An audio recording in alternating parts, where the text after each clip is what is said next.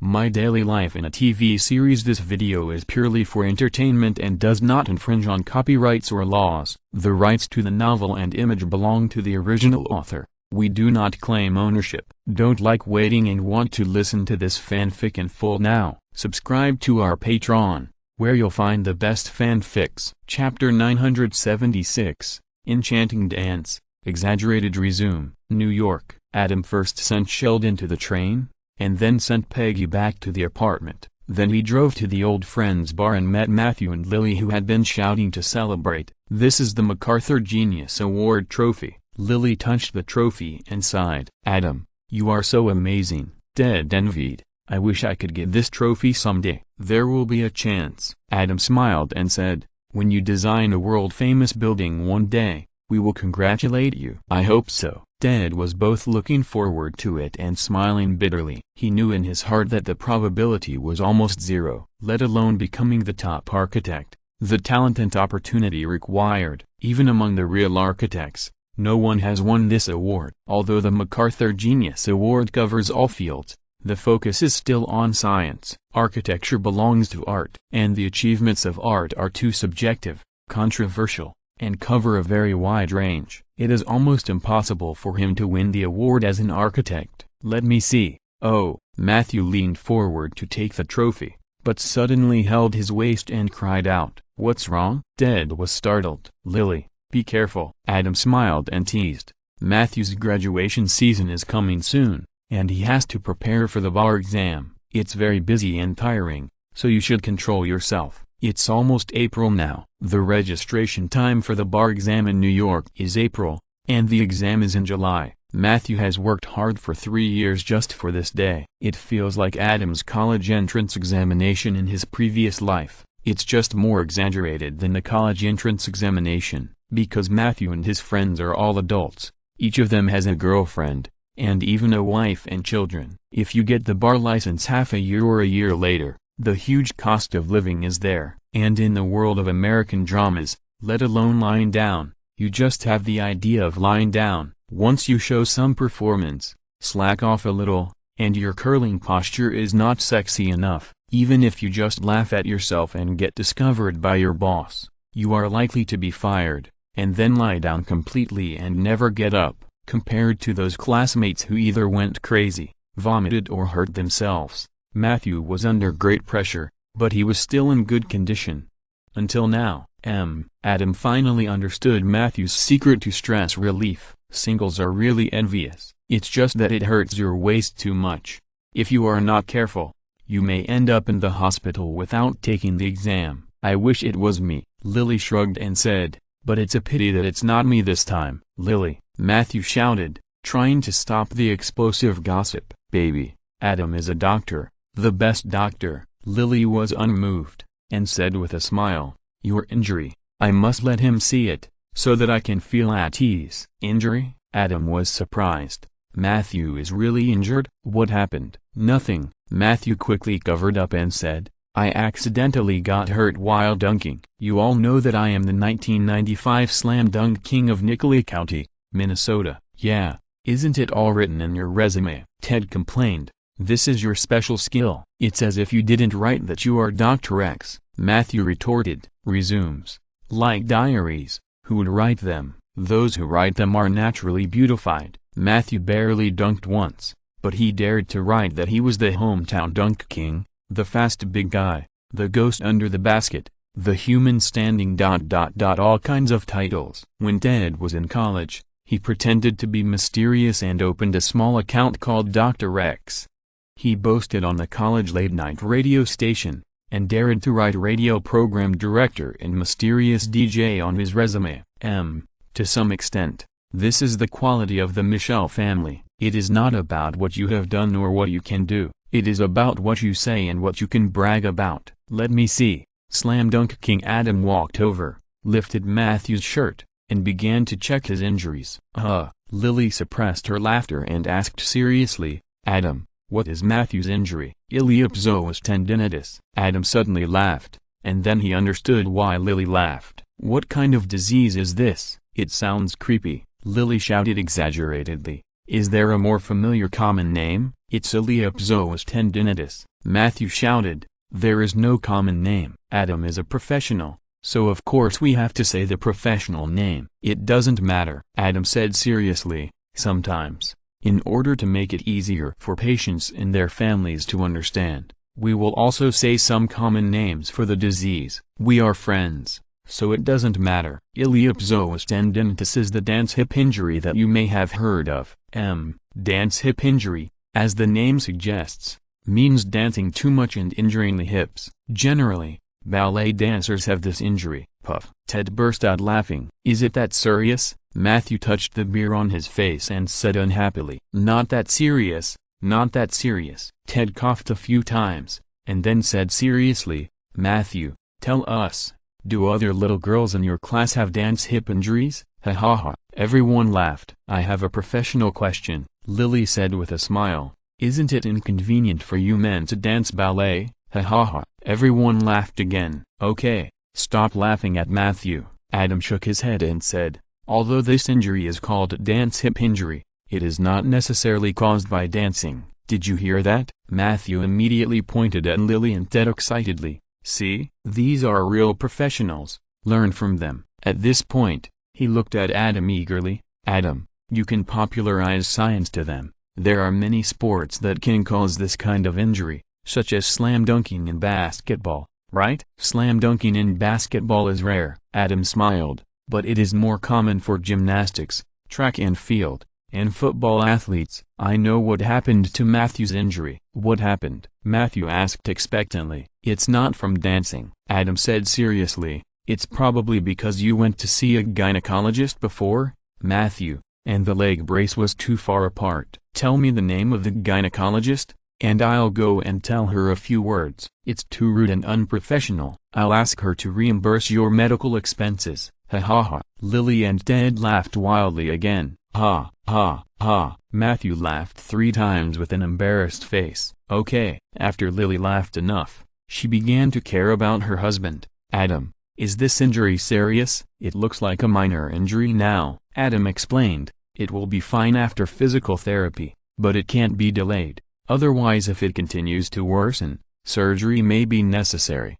Vaginal tightening surgery? Ted continued to laugh. Ha ha ha. But this time, Lily and Adam didn't laugh, and Matthew's face was dark the whole time. He laughed, and then he couldn't laugh anymore. He stretched out his hand to his mouth and made a zippering motion, indicating that he would stop laughing. This is not a joke, Adam reminded. I'm a surgeon. Believe me, don't operate if you can. Matthew, you must pay attention to recuperation during this period. Speaking of Matthew, he looked at Lily. What are you looking at me for? Lily said embarrassedly. You are Matthew's wife, Adam said seriously. It is your responsibility and obligation to take good care of him. Well, remember, during this period of recuperation, you only have responsibilities and obligations. Tilda. Lily's face was embarrassed, and then she collapsed. This life, hard. Chapter 977. How can we allow him to survive? Old friends bar. So, no more jokes. How did you get hurt? After Adam finished teasing Lily, he looked at Matthew seriously.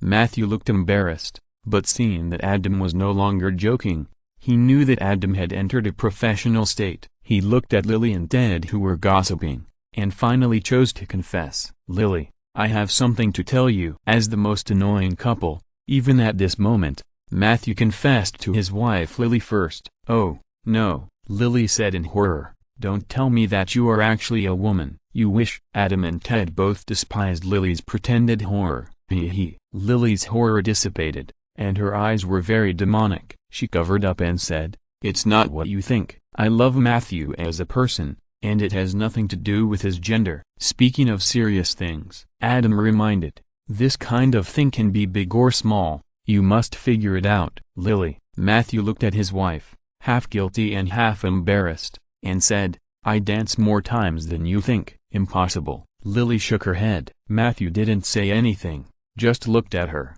Are you serious? Lily was stunned and said in disbelief, we are always together. How come I don't know when you danced? I dance for a while when I am interested in work or study, Matthew confessed, even after going to the toilet. Okay, I get it. Lily raised her hand to interrupt him. You always dance when there is no one around, right? Yeah, Matthew nodded. Adam, is this a mental illness? Lily asked worriedly. Not really. Adam shook his head.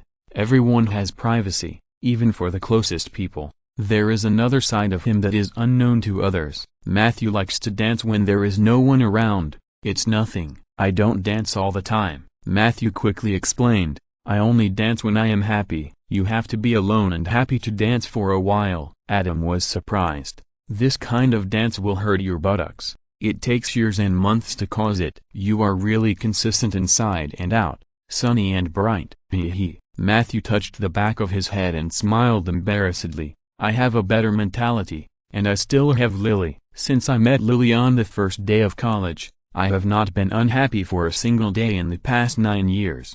Tilda. Adam and Ted shuddered together, goosebumps all over the floor. Even Ted, who witnessed all the first times of Matthew and Lily, couldn't stand this kind of sweetness that could kill people. Oh, Matthew. Lily felt completely different. The devil in her eyes dissipated, leaving only infinite love. Amid Adam and Ted's complaints, the two of them stayed together for a while. It seems that I have to delete one of my specialties on my resume. Matthew shook his head. It's better to delete it. Adam smiled and said, after you take the exam in July and get your lawyer's license, you will apply for a law firm. What if that law firm has a basketball team and they see that you are the slam dunk champion and insist on you joining? With your current physical condition, it is completely impossible. Don't make things worse. As for resumes, beautification is a must. After all, it is a stepping stone. If others beautify and you don't, there is a high probability that you will be eliminated in the first round and you will not even be qualified to enter the next round. If everyone beautifies, it is equivalent to no one beautifying. But sometimes, if you beautify too much, there is also the risk of making things worse, especially in the current situation like Matthew's physical condition. That must not be messed up. The rest of the time, once Matthew is selected because of this specialty, when he really plays, he will not be the slam dunk champion. But with his big body and good basketball skills, he dares to fight and fight. His teammates knew that Matthew had boasted before, and they probably laughed it off. But if he was clearly the slam dunk king, but couldn't even play, that would be another matter. The risk of being directly fired is very high. The good time to find a job would have been missed. It would be very troublesome at that time. It's okay to keep it, actually. Dad said, we are nothing.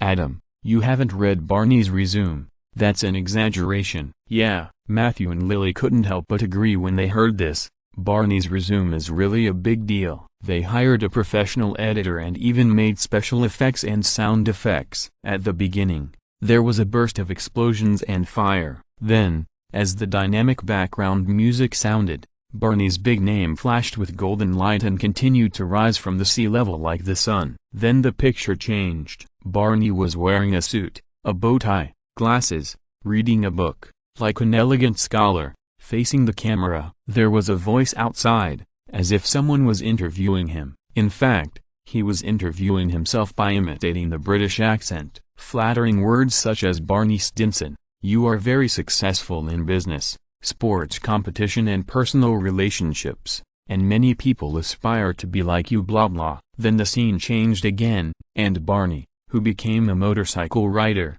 expounded his own twisted theories. He said something like, what you need to understand about success is that success does not fall from the sky, and success is not about power, but a kind of will. And something like, the so-called limit of success is unlimited, blah blah. In his video resume, he did nothing, showed nothing, and just boasted. His explanation for this was that American companies love such people, who look ambitious but actually do nothing. He even said that once you do something, you will be at risk of losing your job. He also said that he would write a book about it. When we asked him if it was true, he mocked us again, saying that of course he would not write a book. He was just demonstrating what doing nothing meant on the spot. Adam, can you believe it? Haha. Adam smiled but said nothing. Matthew and the other two looked at each other and smiled bitterly. They also wanted to speak up for Barney in a tacit understanding. It has been almost a year, and seeing that Adam just smiled but did not respond, They also knew what to do and did not mention it. He also said in his video resume, "My whole life, I have been challenging all possibilities, surpassing limits, and even going further than that. When the possible meets the impossible, it's called can or cannot." Lily glanced at Adam and continued to complain. "You heard it right. He created a new word can or cannot that has no meaning." He said that his creation of words shows your creativity and vision to the recruiting company. He finally summed up a sentence in his video resume, that is, from nothingness to everything, everything is can or cannot. Then there are various clips showing his quality, such as sailboats soaring into the sky, leopards running, and various extreme sports. The background sound is all kinds of rainbow fart songs he wrote himself, or he sang it himself. He also said that this kind of video resume has allowed him to get more than 11 good job offers. Adam's eyes flashed, and he thought to himself, as the saying goes, if there is you, why is there Liang? Such a brilliant way of dealing with things and endless routines of picking up girls. If I didn't have a cheat, how could he be allowed to survive in the world? Chapter 978. It's better to give it to me than to give it to them. Old friend Bar. Bang! Adam sighed at Barney's insight into the world and his endless tricks. With a flash of murderous intent, the glass in his hand shattered. But he was distracted and didn't control his strength well, so he crushed the glass directly. It's okay, everyone, eat and drink well. Adam came back to his senses and saw that everyone in the bar looked over, and many of them had already fallen to the ground. He quickly stood up and apologized loudly. Today was his triumphant return. The medical colleagues in the bar were naturally happy again, because if nothing unexpected happened, Adam was exempted from 3 days of drinks, so that everyone could share this happy event. If it was someone else, everyone would have scolded him a long time ago, but this was Adam. They were all very considerate, because they all knew that Adam was extremely strong, and now was a very happy moment. It was reasonable for him to accidentally not control his strength. Even though the sound just now was a bit like a gunshot, it scared them, but of course they had to choose to forgive. Dr. Duncan, a tall, plump, and ambitious suspender beauty, came over and whispered a few words in Adam's ear. "Thank you, but no thanks." Adam shook his head and smiled and declined. The tall, plump beauty pointed to the bar again and leaned over to whisper a few words. Adam still shook his head. The tall, plump beauty left a business card and left with regret. "Holy shit!" Ted and Matthew both exclaimed after the beauty left. Lily looked at Adam's eyes and fell into a devilish state of trance again. "Are all the beauties now so open-minded?" Ted enviously said. "What do you mean by Adam? You have a bad temper." "Don't hurt your girlfriend tonight." "I don't mind. I have practiced and I have time tonight." "And the sentence you'd better be free tonight." "It's better to give them a good deal than to give me a good deal." "I'm not that bad. One is not enough, right?" "My bestie is at the bar." Matthew repeated what he heard in amazement. "No wonder Barney likes to play outside." Lily murmured, "The temptation outside is too great." Adam was just amused by the familiar words of the tall and plump beauty just now, and he was not really touched by other things. After all, he was well informed and had seen all kinds of temptations. He was used to them. "That's enough." Adam saw that he would lose his voice if he continued, so he simply interrupted him to save time. "Barney's statement, how should I put it, actually has some truth." "But Matthew, you are not suitable, because you are still at the lowest level of workers." "But he is from the perspective of management." "If you rashly believe him, as a worker, playing the kind of tricks of management, you will die miserably." In the original time and space, all kinds of ecological counterattacks, empowerment, reverse pressure, grippers, granularity, combination punches,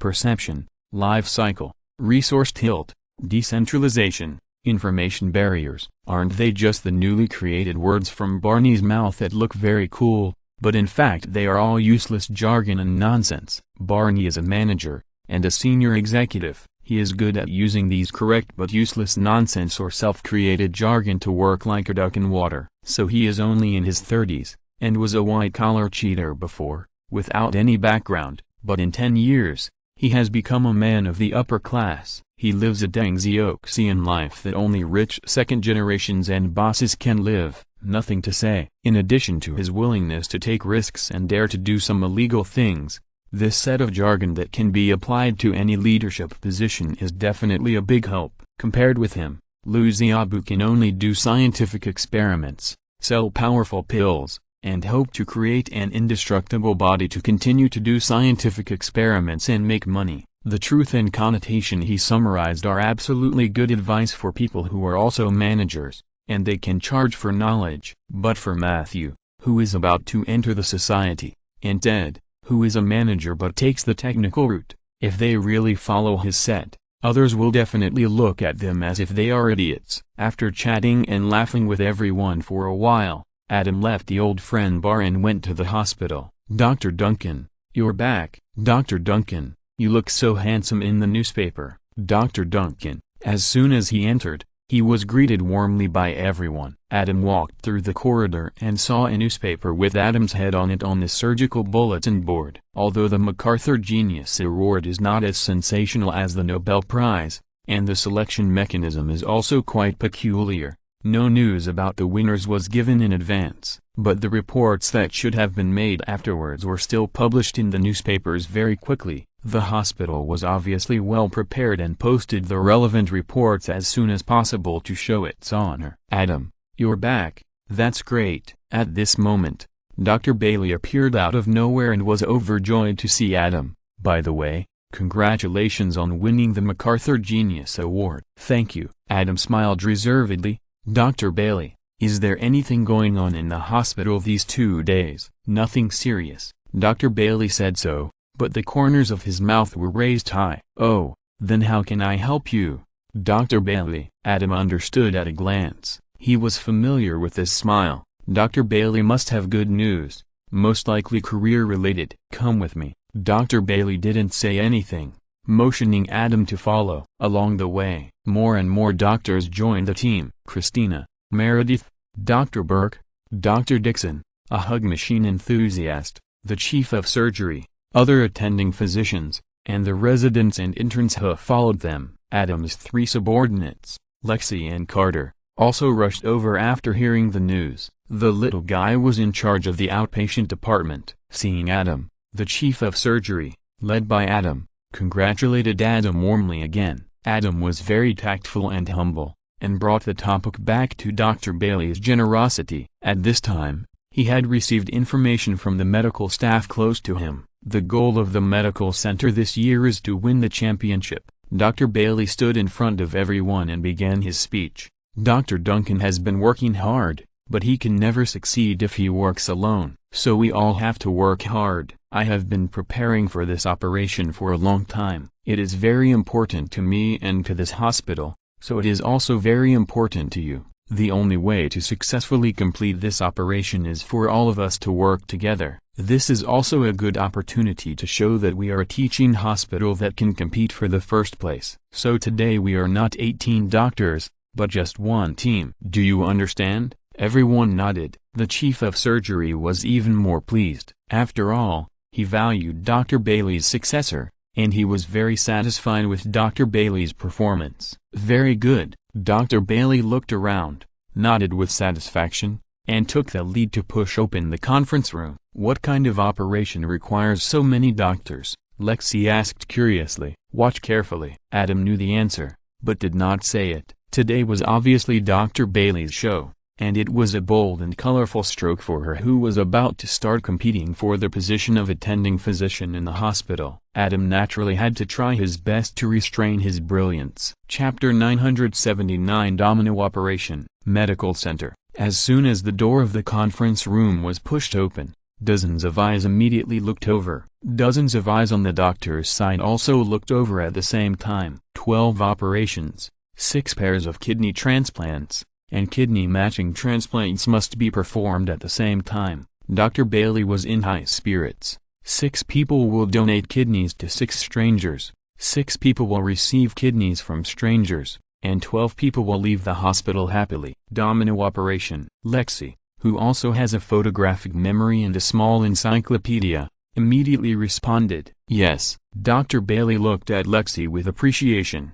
"Just like dominoes, once it starts, all start." Now there is only one successful case in the world, Massachusetts General Hospital in Boston. Adam smiled and said, "This is the second case in the world. It is really a big deal. The difficulty of kidney transplantation lies in the need for matching. Sometimes the donor's kidney cannot be transplanted to the patient who wants to donate. The emergence of the concept of domino operation provides more operability for this situation. The family of patient A wants to donate a kidney for their loved one. Although they are not a match for their loved one, they may be a match for other patient B who needs a kidney transplant. The donor of patient B happens to match that of patient A. In this case, both parties can exchange with each other and both can be transplanted. But the reality is that it is difficult to meet two pairs that match each other. Generally, 6 pairs are needed to match everyone. Of course, sometimes more pairs are needed, but that would put too much burden on the medical team. At least 15 doctors work at the same time for 6 pairs of 12 operations. This is a big test for the operation, coordination and emergency response capabilities of the person in charge of the operation. As for why the operations are not performed one by one, human nature cannot stand the test. No one dares to bet whether someone will back down at the last minute. As long as one person backs down, the hospital will face the prosecution of the family members of the patients who have already undergone surgery and donated their kidneys to strangers. They are willing to take such a big risk for their relatives. If they fail because of human nature, they will definitely show what human weakness is: anger, extreme anger. Stan Moxiu, 46 years old, renal failure caused by high blood pressure. Dr. Bailey began to introduce the patient and the donor. His wife wanted to donate a kidney to him, but unfortunately there was no match. So she donated the kidney to Ms. Chen there. Their kidneys are a match. And Mr. Moxiu will accept the donation from this young man. "Nice to meet you." Mr. Moxiu, who was about to get a kidney, stretched out his hand to the young African-American man. The young African-American ignored him. Adam frowned immediately. "PJ, please." An old African-American man, who should be the father of the young African-American man, reminded his son to be polite. The young African-American man PJ then stretched out his hand and shook hands with Mr. Moxiu, who was about to get his kidney. Adam frowned even more. Damn PJ, he knew that his grandfather's naming was really unreliable, and this name was obviously more suitable for the name of the person in front of him. Fortunately, he changed his name as soon as he came here. Christina and Meredith, hearing this name, looked at Adam and laughed. They also knew that Adam had been called this name before. Kent Waring, 58 years old, renal failure caused by diabetes. Dr. Bailey glared at Christina and Meredith, and continued to introduce, his son PJ is not a match for him, so Mr. Waring will receive a donation from Ms. Herman. Adam frowned even more. Yang, Gray, you all start to familiarize yourself with the situation. The chief of surgery noticed Adam's frown at the first time, and waited until Dr. Bailey finished speaking, and then calmly made some arrangements, and then left with the attending doctor and Adam. Dr. Bailey noticed something strange and followed him out. "What's wrong?" Dr. Bailey looked at the chief of surgery in confusion. "Adam, do you have any ideas?" The chief of surgery looked at Adam. "Yeah." Adam nodded. "Chief, you haven't notified the media yet? They are hospitalized today, and the operation will be tomorrow." "I am preparing to inform the media." The chief of surgery became nervous. "Is there any problem?" "Don't rush to spread the news," Adam reminded. "There may be problems with the operation." "What problem?" Dr. Bailey said anxiously. "First of all, did the young man in PJ choose to donate on his own?" Adam looked at Dr. Bailey. "Have you talked to them personally?" "Yes, he volunteered, and his father was also a member of the kidney transplant," Dr. Bailey explained. "But it doesn't seem like that to me." Adam shook his head. "He and his father are obviously very estranged." "Was he informed in detail of the sequelae of donating a kidney, or was he coerced or induced?" Dr. Bailey, the head of the surgery department, suddenly became serious. "Organ donations cannot be bought or sold, and there must not be any involuntary circumstances. Otherwise it cannot be carried out, because this is to protect those vulnerable groups, so that they will not be voluntarily used as automatic organ culture machines for the rich. Once this happens, as a hospital and doctor, The operation must be stopped immediately and reported. I informed him of all the sequelae and asked carefully. Dr. Bailey said with difficulty. She was very sure before, but now that Adam reminded her, she is not sure. Would a young man who has no feelings for his father take such a big risk to donate a kidney for his father? I believe you told him everything, and he said it was voluntary. Adam didn't want to embarrass Dr. Bailey, but there is a problem with this logic, and there may be risks. Once the news is spread to the media in advance, what if it can't be carried out at that time? Yes, the chief of surgery agreed. Adam, you are still thoughtful. Then he said to Dr. Bailey, who looked unhappy, Dr. Bailey, I believe you too. I am just like you. I value this operation too much, so I didn't even notice such details and risks.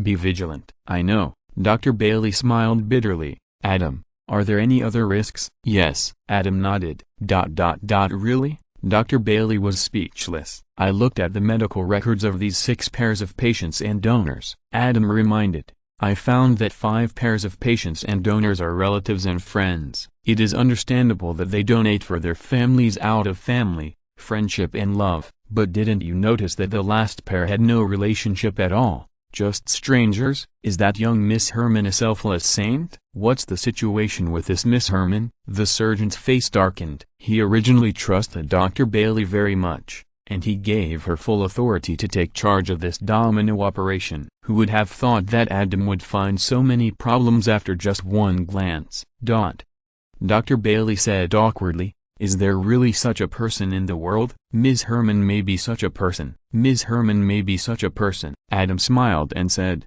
but she still has selfish motives. She is probably doing it for Mr. Mosiu. Everyone. Chapter 980. Just one word. Disgusting. Medical center. Are you sure? Dr. Bailey opened his mouth wide. Could it be that she was so eager to succeed that she only cared about what she wanted to know and ignored so many crucial details? 90% sure. Adam did not say it for sure. Dr. Bailey, check these details immediately, the chief of surgery said with a dark face. He felt that he seemed to trust Bailey too much. If this was all true, and he spread the news and attracted the attention of media reporters in advance, it would be like wanting to show off but showing off his butt. Yes, Dr. Bailey could only agree. At this moment, there was a commotion outside. No, the chief of surgery looked at everyone and had an ominous premonition in his heart. Dr. Bailey had already run out. Adam and others followed. In the conference hall, most people had already gone to their respective wards. Now only the Mosiu couple and the Saint Miss Herman who claimed to be willing to donate kidneys to strangers were left. Choose her or me? The young and beautiful Miss Herman pointed at Mrs. Mosiu and launched a soul attack on Mr. Mosiu,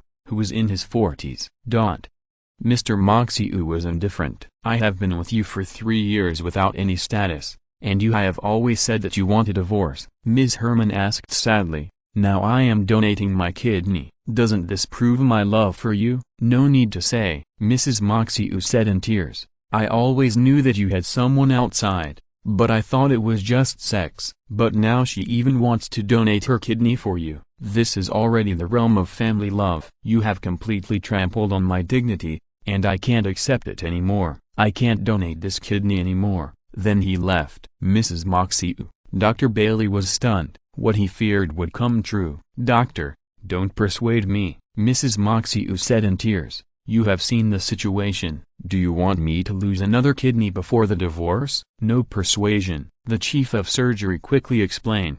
Donation is voluntary. Everything depends on personal wishes. Mrs. Mosiu left. Ms. Herman was happy, but seeing that the operation was a failure, there was no hope for his kidney transplant, and he was going to die. And he had such a quarrel with his wife before he died.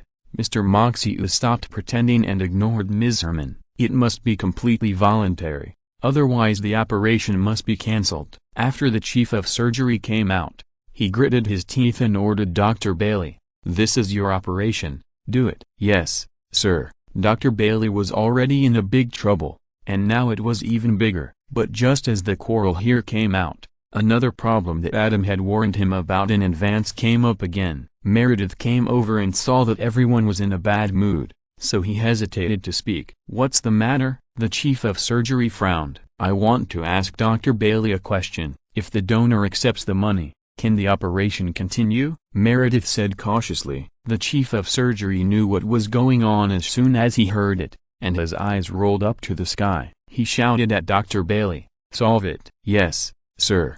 Dr. Bailey's face also became wooden, and he agreed and went with Meredith. "That's right, just as Adam guessed.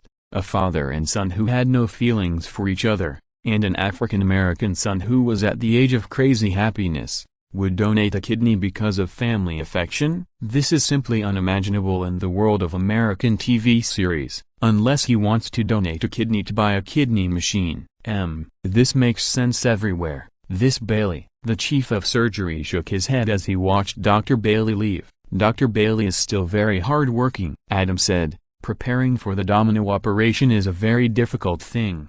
Otherwise there would not be only one successful case until now. Next time, pay attention to it, choose all relatives to donate, and communicate with them in advance to confirm whether the feelings between them are sincere. Don't have illusions about human nature." Alas, everyone shook their heads and sighed. Just when Adam thought the operation should be a failure, the news that came surprised Adam. The operation went on as usual. The $10,000 that PJ wanted was said to be a birthday gift from a father to his son. Mrs. Mosiu, who was unwilling to donate for her husband, also changed her mind. Although this was not Adam's operation, in theory he didn't need to take care of anything, just be a tool for the team. But Adam still went there in person and asked around. He finally confirmed that PJ still wanted money, $10,000. That's 10 kidney machines. Adam saw that there was no coercion but only inducement, so he pretended not to know. After all,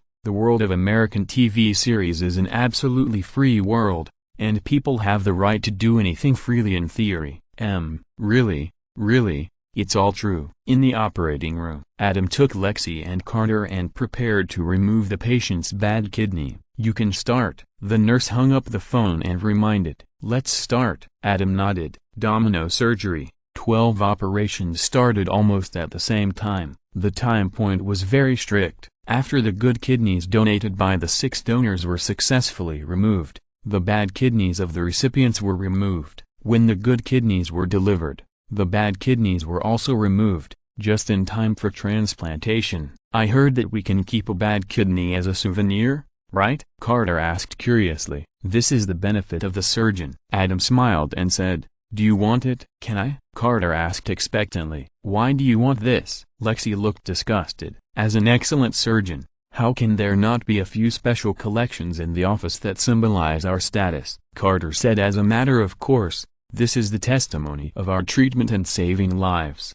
"Don't think about it." Adam shook his head. "You don't have an office now. As a member of an old money family, if you collect this at home, people will suspect that your family has a terrible history. Don't think about it either." Seeing Carter's disappointment and Lexi's thoughtful look, Adam reminded her, "You still live in a rented house, a small place. If you take it back, don't even think about falling in love. It's better not to talk about it. Anyway, I haven't thought about falling in love recently." Lexi glanced at Adam. "Then it seems that I can only keep it in your office, Dr. Duncan." Carter suddenly realized, this is also the only way. "It seems that this is the only way." Adam nodded.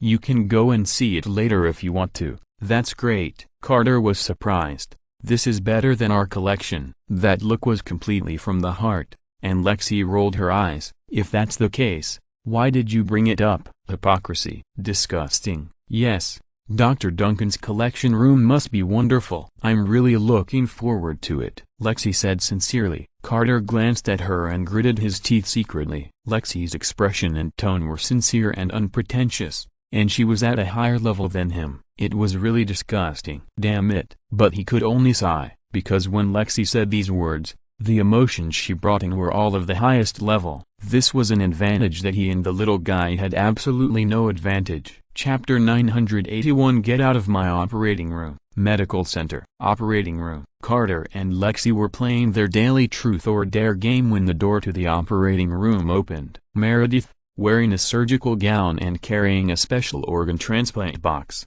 walked in. Just in time, Adam took out the patient's bad kidney and motioned to Carter to deal with it. Then he looked at Meredith, No accidents? No. Meredith shook her head. Everything went smoothly. Adam smiled. But looking at Meredith like this, it always reminds people of the scene when she was just an intern, when she was carrying the gold box that was physically removed from the strong criminal. Lexi, go check it out and prepare for the transplant, Adam ordered.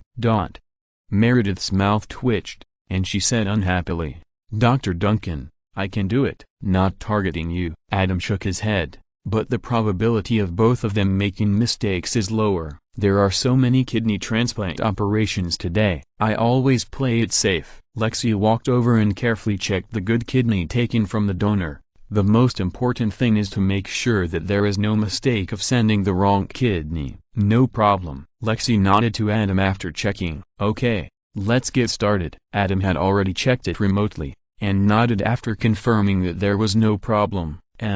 The same words. This is definitely not against the surname Gray, but he always seeks safety and does not want to make low-level mistakes. Lexi returned to the position of the first assistant and prepared for the transplant with Adam. I'm going to bring the kidney over. Meredith opened the box, carefully took out the kidney with both hands, warned, and turned around and walked over. Be careful. Adam glanced at Meredith, lowered his head and put his attention back on the patient, and quickly went over the transplant process in his mind. But then he noticed something strange, and suddenly looked up at Meredith, who was holding the kidney.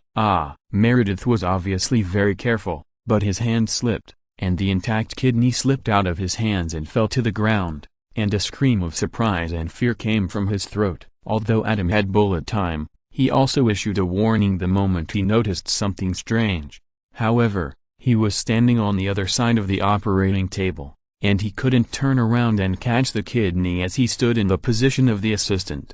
However, when the kidney fell to the ground and Meredith stood there in a daze, he had already rushed over, picked up the kidney in the first time, and began to clean and rescue it. Lexi and Carter were also stunned by this scene. How could he slip his hand? Golden 5 seconds. Lexi looked at her sister, who was in a daze with fear, and immediately comforted her. Golden 5 seconds. Adam, there is still hope, right? Meredith also reacted and said in a trembling voice. The golden 5 seconds is actually a legend that Adam heard in his previous life, that if something falls to the ground and is picked up within 3 seconds, it can still be eaten. That was spread from the island country. In the world of American dramas, it is the 5-second rule, which is 2 seconds longer. In fact, it is just a kind of psychological comfort. At the moment of falling to the ground, the damage that should be caused has already been caused. Food is not bad. At most you are worried about bacterial contamination,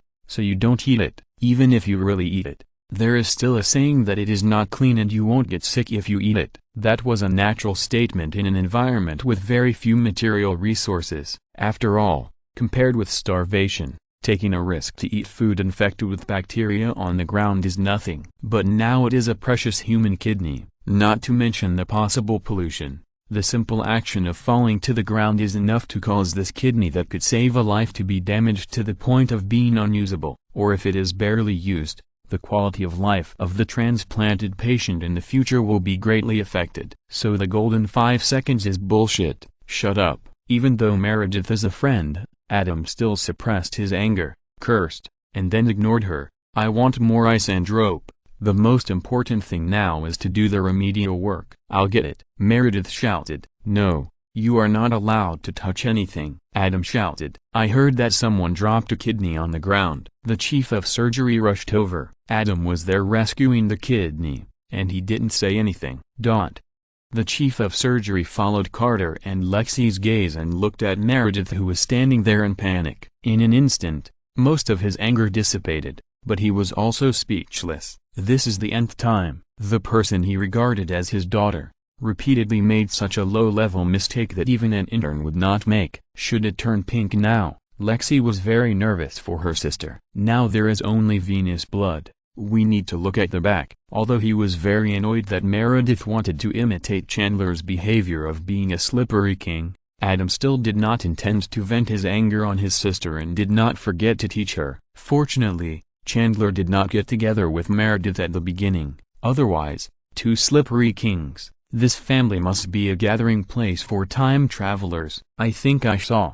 Maybe a little pink. Lexi saw Adam flipping through it, and immediately shouted in surprise and uncertainty, "Turn pink." The chief of surgery clenched his fist and said nervously, under the gaze of everyone, "The kidney that was transplanted into the patient's body and fell to the ground by slipping began to turn pink." Everyone was excited, because this meant that the transplant was successful and the kidney began to work in the new body. "Dr. Duncan?" The chief of surgery looked at Adam, who was silent. "The transplant was initially successful," Adam said, the answer everyone wanted to hear. "Yes." Everyone was delighted and couldn't help but applaud. Meredith, the instigator, was even more relieved. "Meredith." Adam looked at her. She also looked at Adam with a relaxed smile.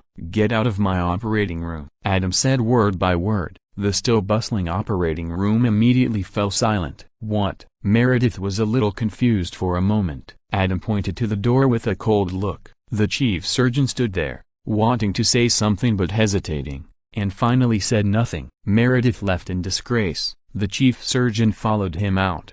"Dr. Duncan," Lexi couldn't help but said, "the operation was successful." "Initial success." Adam glanced at her and said, "The subsequent recovery depends on God." "Are you trying to say that anyone can make a mistake?" Lexi nodded. "That's right." Adam continued to finish the operation, saying lightly, "Anyone can make a mistake, but she can't, because this is not the first or second time she has made such a low-level mistake. And she is no longer an intern who just came here and knows nothing. If after 4 years of medical school and 2 years of residency training, she still can't avoid such low-level mistakes, then she is really not suitable to be a doctor, because not so many patients are willing to pay for her low-level mistakes that she shouldn't have. There shouldn't be so many patients paying for her low-level mistakes that she shouldn't have. From leaving her fingernails to pierce the patient's heart, which is already extremely fragile due to illness, to making mistakes in medical records and issuing death notices to patients with only minor problems, and now watching her hand slip and drop the healthy kidney in her palm. In terms of talent,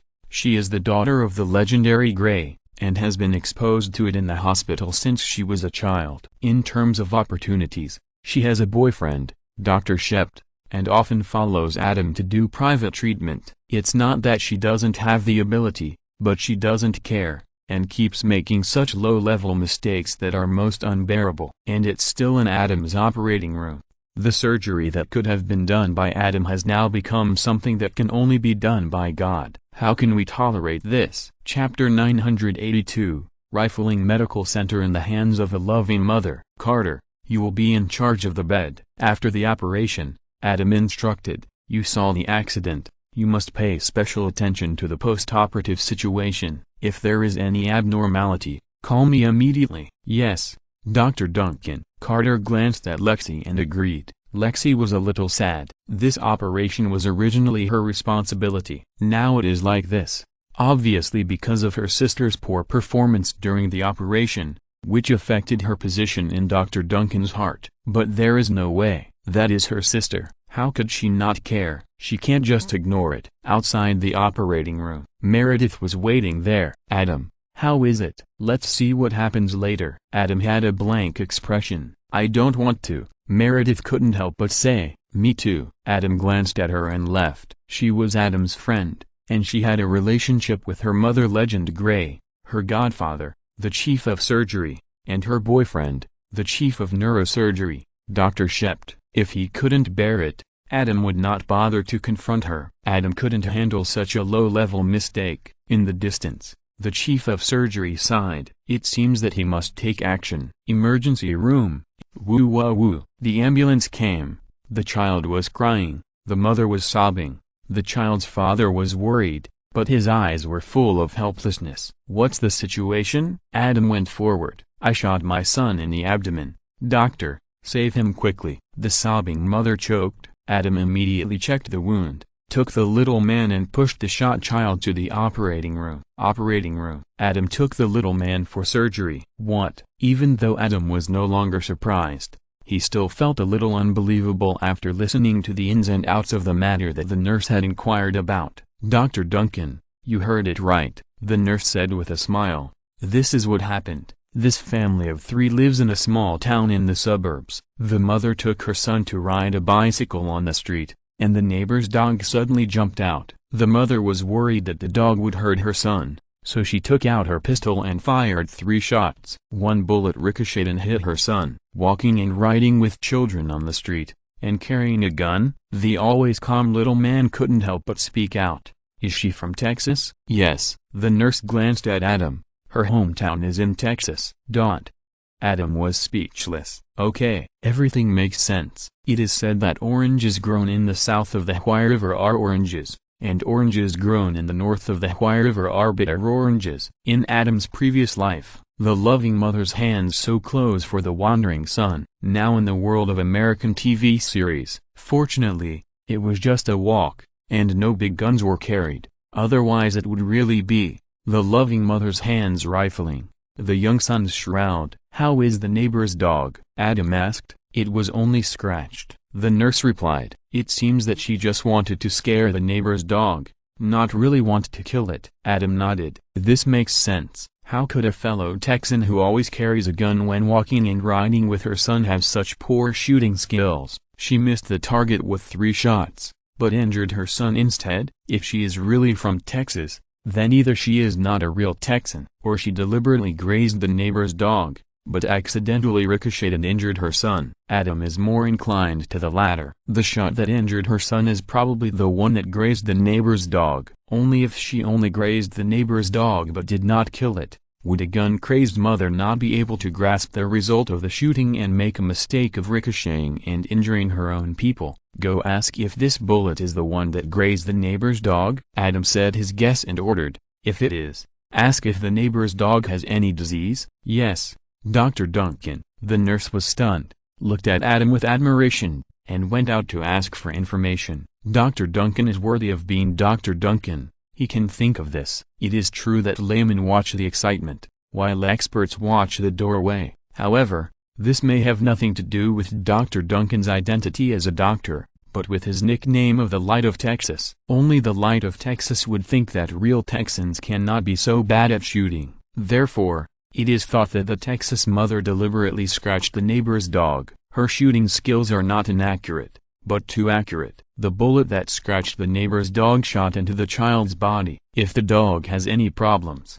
it may cause infectious harm to the child. Dr. Duncan, you are right. The nurse who came back after inquiring about the news said admiringly, I have asked them to contact the neighbors and inquire about the dog's condition. Once there is any news, they will notify us immediately. Okay. Adam nodded. Dr. Duncan, how did you think of this? The little man asked curiously. It is difficult for normal people to think of this idea at the first time. Haven't you heard that joke? Adam laughed as he performed the operation. On May 12, 1863, on a farm in Virginia, a little girl stood on the porch, and there was a war going on nearby. A bullet first penetrated the silver wolf of a young Union cavalryman. Then it shot into the little girl's genitals. The little girl became pregnant and gave birth to a child 9 months later. It was also published in medical journals, even the famous Lancet. Is this really possible? The little man was shocked. Although he paid attention to heavyweight medical journals such as the Lancet,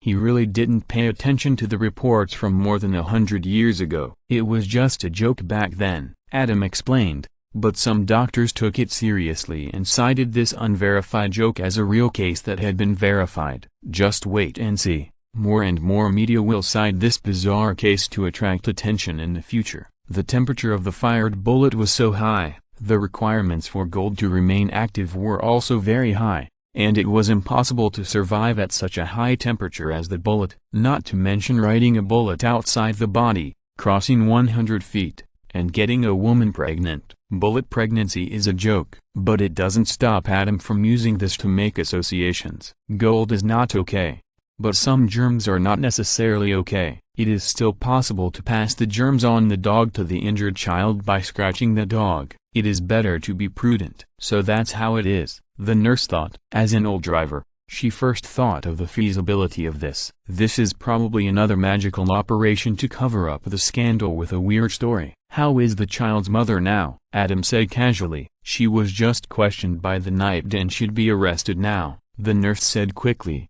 The charge is the use of a gun to cause fatal behavior. Adam nodded without saying anything. I was shocked when I first learned about this situation, but after finding out the whole story, I felt it was natural and completely expected, even if the child was not accidentally injured by a ricochet bullet, but because he couldn't bear to see his mother shooting and injuring the dog, he used his body as a dog to block the gun. Adam would not be shocked anymore. Again, this is the world of American TV series. Everything makes sense. Chapter 983. Adam Meredith, you may be sick. Medical Center. Adam, it's time to get off work. Go to the old friend bar. Dr. Shept walked over with a smile on his face. Derek, you are so hypocritical. Mark followed from behind and said sarcastically, you are just trying to speak up for Gray. Just say it. Then he said to Adam, Adam, Gray is really clumsy. She is almost in her 3rd year of residency, and she still makes mistakes that even new interns would not make. I told you last time when she and her interns messed up my patients and caused the hospital to lose a lot of money. She is still immature and not worthy of being a resident, but you should also give Derek some face and forgive her this time. At this point,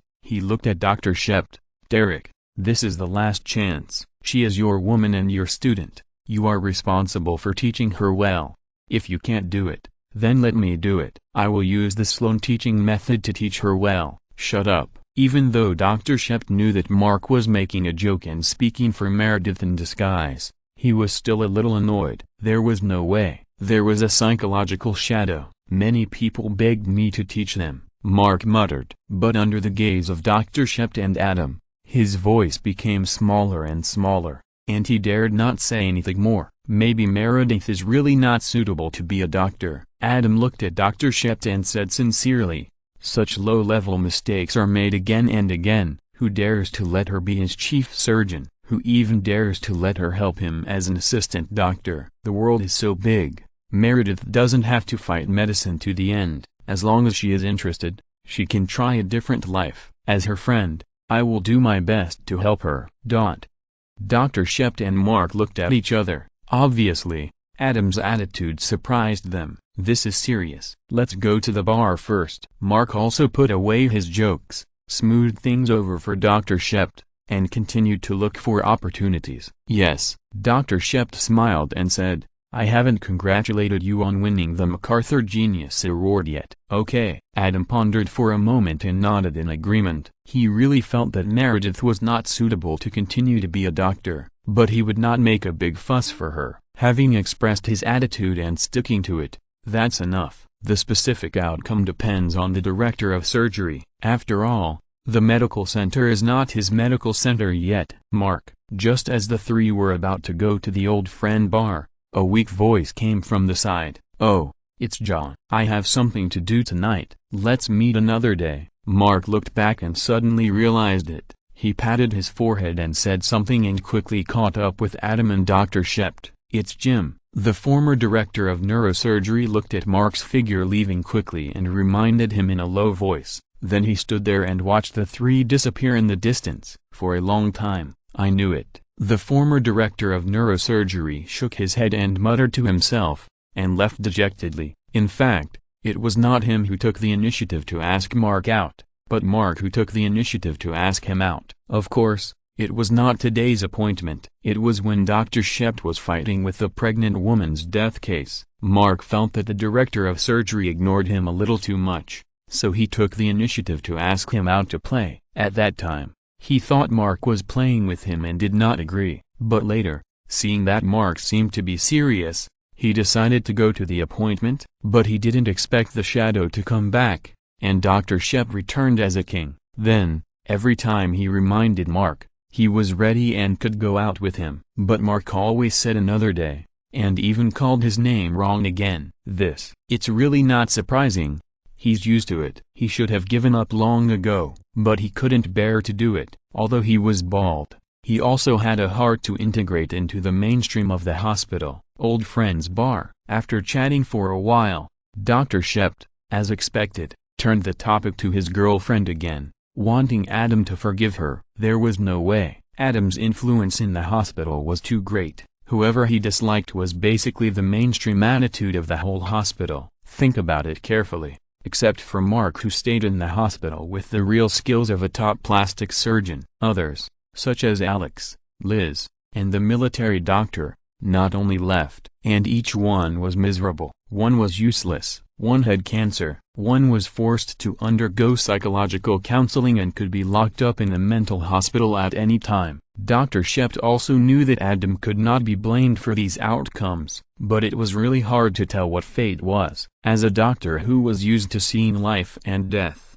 he sometimes had to believe in these mysterious feelings. Therefore, he had to make Adam forgive Meredith. Adam's attitude remained consistent. He just felt that Meredith didn't need to fight the doctor to death. As long as she didn't become a doctor, Adam would support whatever she wanted to do. When the situation was at a stalemate, Meredith, accompanied by Christina, also came over. Another sincere request for forgiveness. "I know you didn't mean it." Adam shook his head and said, "But you are prone to mental confusion. This is not a problem of medical skills, but a problem of mentality. Well, how about we check your nerves? See if it's because of your constant drinking that your nervous system has been damaged, so that such accidents that should not happen often happen."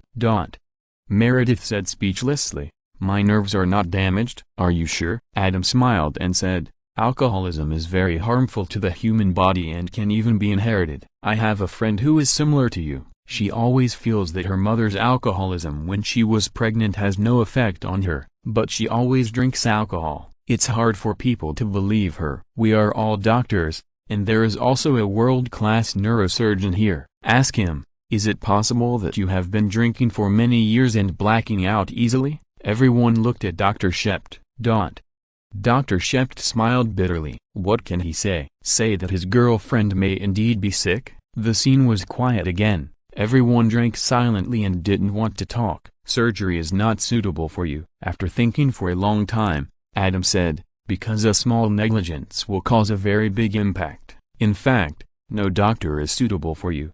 But if you really want to continue to be a doctor, I suggest you go to the dermatology department tomorrow." "Dermatology?" Meredith was stunned, and then subconsciously wanted to object. In the medical contempt chain, surgery is the best, and she can also choose the top neurosurgery and general surgery. She would be crazy to become a dermatologist. "What is that?" "Go and have a look first." Adam interrupted, "Maybe you will like it." Mark continued, "At worst, you can follow me to do plastic surgery." Meredith glanced at him, then looked at Adam with a firm attitude, and hesitated. "Okay, I'll go and have a look." Mark, if you're listening to this novel on a channel other than Fanfic World, it means they downloaded and uploaded it without effort. We cordially invite you to visit our channel, Mundo Fanfic Novelist. There you'll find the original version of this story and you can explore many other novels of various genres. We are waiting for you to immerse yourself in a world of incredible novels. Chapter 984 Dermatology,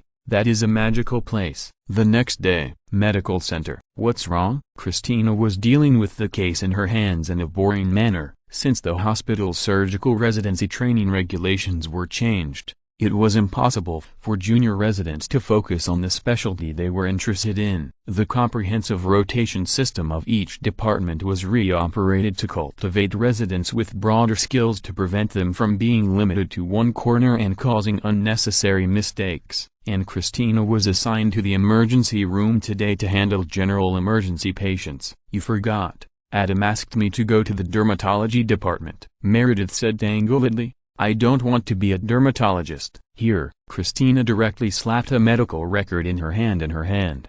"This is yours. Go quickly." I said, "I don't want to go," Meredith said madly. "Then you promised Adam last night?" Christina asked a heart-piercing question. Meredith was speechless. She couldn't say that she was a little scared of Adam, right? "What case is this?" She didn't want to explain, so she could only look through the medical records helplessly. "A patient with tender erythema, from the upper chest to the left arm," Christina said with regret. "I called Sloan, thinking that it might be flesh-eating bacteria, but unfortunately he said it was not. If it was flesh-eating bacteria, he might have to amputate." She liked this the most. "It might just be dermatitis." Meredith looked through the medical records and gave her own conclusion. Christina laughed. "What's wrong?" Meredith looked up in confusion. Adam is right, Christina teased. You may really be suitable to be a dermatologist. TSK, look at you, you haven't even gone to school yet, but you have the thinking of a dermatologist. Just dermatitis? Boring. I'm just stating the facts. Meredith was amused by her bestie. Medical freshmen have all learned the simplest medical idiom. When you hear the sound of horse hooves, you should think of horses, not zebras. Don't complicate simple problems, because difficult and complicated diseases are rare after all. Are we still medical freshmen? Christina asked back. You can't do that, Meredith said unhappily. Does your behavior of thinking that any noise you hear during surgery is a zebra's behavior, which is the authentic thinking of a surgeon? Christina tapped her nose, indicating that Meredith was right, and then mocked. Dr. Gray, hurry back to your dermatology department, get some skin cream, and save this patient. Meredith was almost pissed off by her bestie. She wanted to throw the medical records in her hand at her, and then yelled, I'm also a surgeon, not a shitty dermatologist. But Adam's expressionless face flashed through her mind, and she felt a little scared. She could only take the medical records and go to the dermatology department listlessly. That's right, she was looking for it. The hospital is so big, and she, who used to look down on other departments, had never been to the dermatology department. After looking around, she finally saw the treatment room marked with the dermatology department, and Meredith pushed the door and walked in. As soon as she entered, she immediately felt a different atmosphere. It's so quiet here. What caught her eyes was a pale yellow color. Under the morning light, the pale yellow work uniforms of the medical staff seemed to be given a halo. Hi. A young blonde beauty at the nurse's station smiled at her in a daze. I'm Dr. Payman. How can I help you? Yes. Meredith came back to her senses and walked over with the medical records. Where can I get the skin cream? Our nurse seems to be very busy. The blonde beauty Dr. Payman took a look and said, if you are not in a hurry, I can get it for you. Of course. Meredith naturally had no objection. She came here with the task of observation. Although she disdained to be a dermatologist, she had to be mentally prepared to change her career when she thought of Adam's attitude. Now that she had this good reason and opportunity to observe well, she would naturally not refuse. Would you like some raspberry juice while you are waiting? The blonde beauty Dr. Payman raised the juice at hand and said enthusiastically, sure. Meredith was startled and looked at her strangely. I wondered if Adam had given me a heads up in advance, hoping to get her interested in dermatology with this little trick. Otherwise, this is a hospital, and doctors like them are busy all day long. How can they drink delicious juice right after work? Just as the blonde beauty Dr. Payman poured the bright red raspberry juice for Meredith, a handsome man in the same light yellow work clothes came over, stretched out his hand and held Dr. Payman's empty left hand, and began to knead it without hesitation. Hi, Chris. The blonde greeted the other party as usual, half raising her left hand like an old man, allowing the other party to knead her. With the other hand, she handed the raspberry juice to Meredith. Seeing Meredith's strange look, she quickly smiled and explained, don't mind Chris, he is my massage therapist. You're what? Meredith was stunned. We are doctors, the blonde beauty Dr. Payman explained with a smile. Our hands are used for delicate work, and it is important to keep them healthy. So we asked Chris to help with the massage. Once we are free, he will come over to help us massage and maintain our doctor's hands. Does every attending doctor have someone to massage? Meredith looked down at her own hands,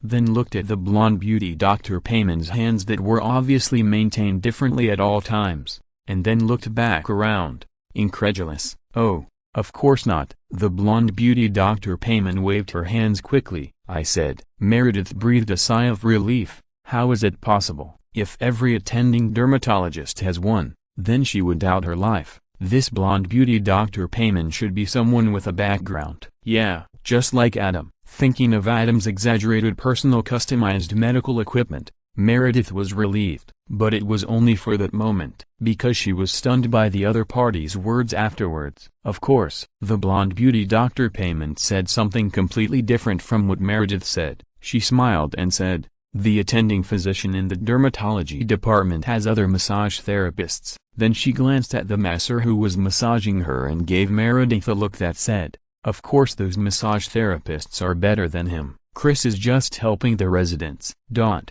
Meredith was shocked again and again, almost numb. After a while, she stammered, You are a resident, first year." The blonde beauty Dr. Payman smiled proudly. "I love it here."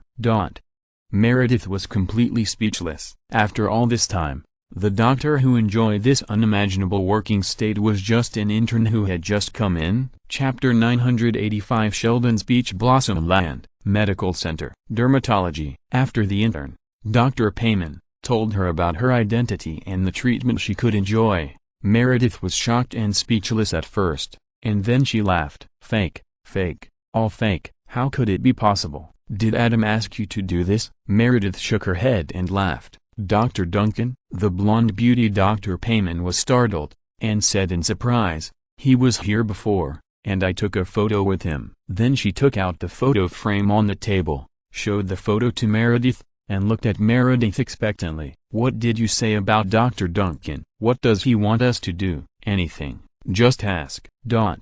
Meredith looked at the photo, which was not a single photo, but a group photo with Adam, and felt a little contempt for such a woman. "It's just Adam. Is it that important? No matter what, there is no hope." "Is there really someone who still fantasizes about taking down Adam?" "No way." "When did Adam come?" Meredith began to ask questions. She wanted to use the other party's words to expose the fake. "A long time ago," the blonde beauty Dr. Payman said with a nostalgic look on her face. "It was last year." At that time, a relative of his friend had cancer, and he brought his friend to visit our department. His friend was so funny. He loved washing his hands more than us dermatologists. He kept asking us if we had washed our hands. If we wanted to shake hands with him, he would keep raising his hands to his shoulders and was unwilling to shake hands with anyone. "That's Dr. Sheldon Cooper." Meredith immediately understood who this funny person was. There was no way anyone who had seen Sheldon,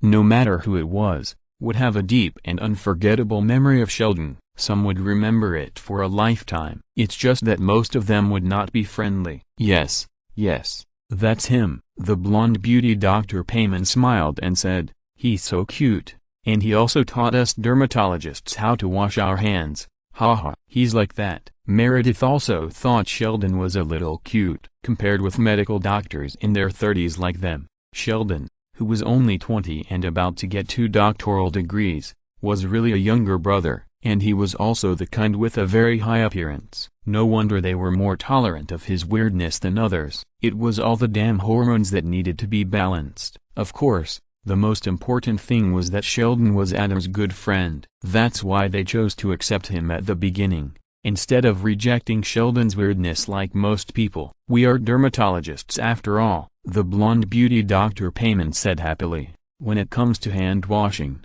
we are the most professional." In the end, our director came out in person and pointed out some cognitive errors of Sheldon, and successfully convinced him. Then he kept chasing our director to ask for details, and whenever he had time, he would come to our place to wash his hands. He called us his paradise and pure land in the hospital. It's so interesting. It's a pity that Dr. Duncan never came here again except when he brought him here at the beginning. So these weren't Adam's instructions? Meredith also saw that the blonde beauty Dr. Payman's pity was not fake, and was surprised. "Are these all true?" "Of course they are true." The blonde beauty Dr. Payman was also surprised. "We want Dr. Duncan to tell us things to do." Half an hour later, Christina came running over. "What happened?" "Look." Meredith waved his hand, motioning Christina to look. "You called me urgently just to let me see this." Christina was speechless. "See what?" "Your future colleagues?" "Maybe." Meredith nodded. "Huh?" Christina was surprised.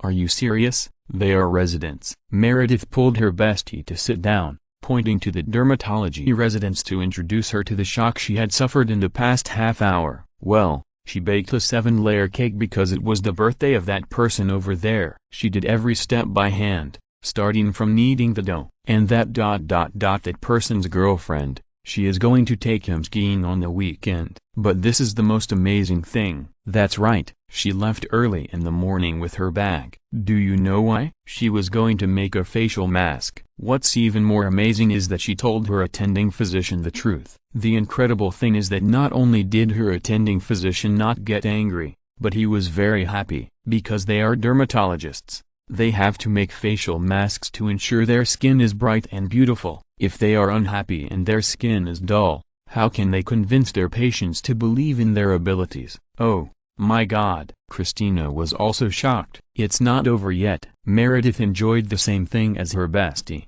and smiled. They also have a dedicated massage therapist. There are attending doctors and residents, who come to give them massages whenever they are free, and they provide services all day long. It is said that dermatologists are in the top 6 in terms of income among all doctors, and female dermatologists are also in the top 8 in the ranking of female doctors' income. Christina sighed. It seems to be true. With such a great life, it seems that I should also consider becoming a dermatologist with you. It's still the old saying that makes sense: if you don't have money, you can't play. Dermatology has such a fancy way of playing. It must be because they really make money. Otherwise, it's a 24-hour massage service, and leaving early to do a facial mask. You're dreaming. SHH, SHH, SHH. Meredith quickly signaled. Don't mock. There is no mockery here, only light and warmth. Doctors and patients here are very happy. No one screams, and no one fights for surgery. Everyone just touches each other. Christina glanced at her bestie and reminded her. Do you remember that dermatologists only apply and cleanse living people? Washing is healthier and more refreshing. Meredith murmured. Nurses can do it. Christina complained. You don't really want to do this, do you? Legend Grey's daughter is a dermatologist? Fortunately, your mother has Alzheimer's disease, and sometimes she can't even recognize you. Otherwise, you can try it. Let's go. Meredith shuddered, stood up, and looked at such a peaceful dermatology department. She inexplicably understood the truth that the gentle country is the tomb of heroes, and she pulled her bestie out. She was afraid to stay any longer, and she really wanted to stay here for retirement. It's too comfortable. Adam, the chief of surgery, came over, hesitant to speak. I heard that you want Meredith to switch to dermatology? No. Adam shook his head. I want her to jump out of the profession of doctor. There are many jobs that are more suitable for her. We can help her explore them together.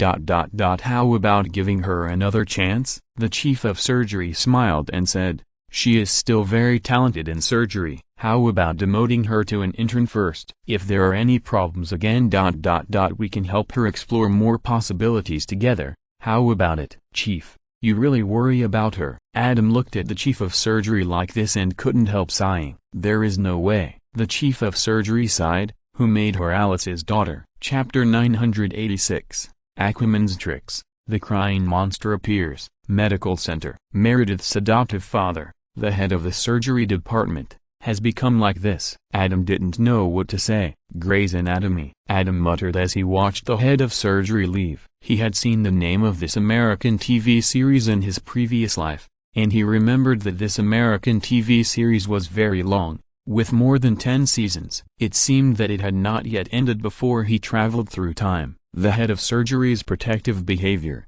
Meredith's frequent low-level mistakes, and the title of the show gave Adam a feeling. Could it be that this show has been filming Meredith Grey's internship career? The internship was supposed to end in a year, but every time it was about to end, she would make those incomprehensible low-level mistakes. With the protection of her adoptive father, the head of the surgery department, she was not expelled and has been standing still.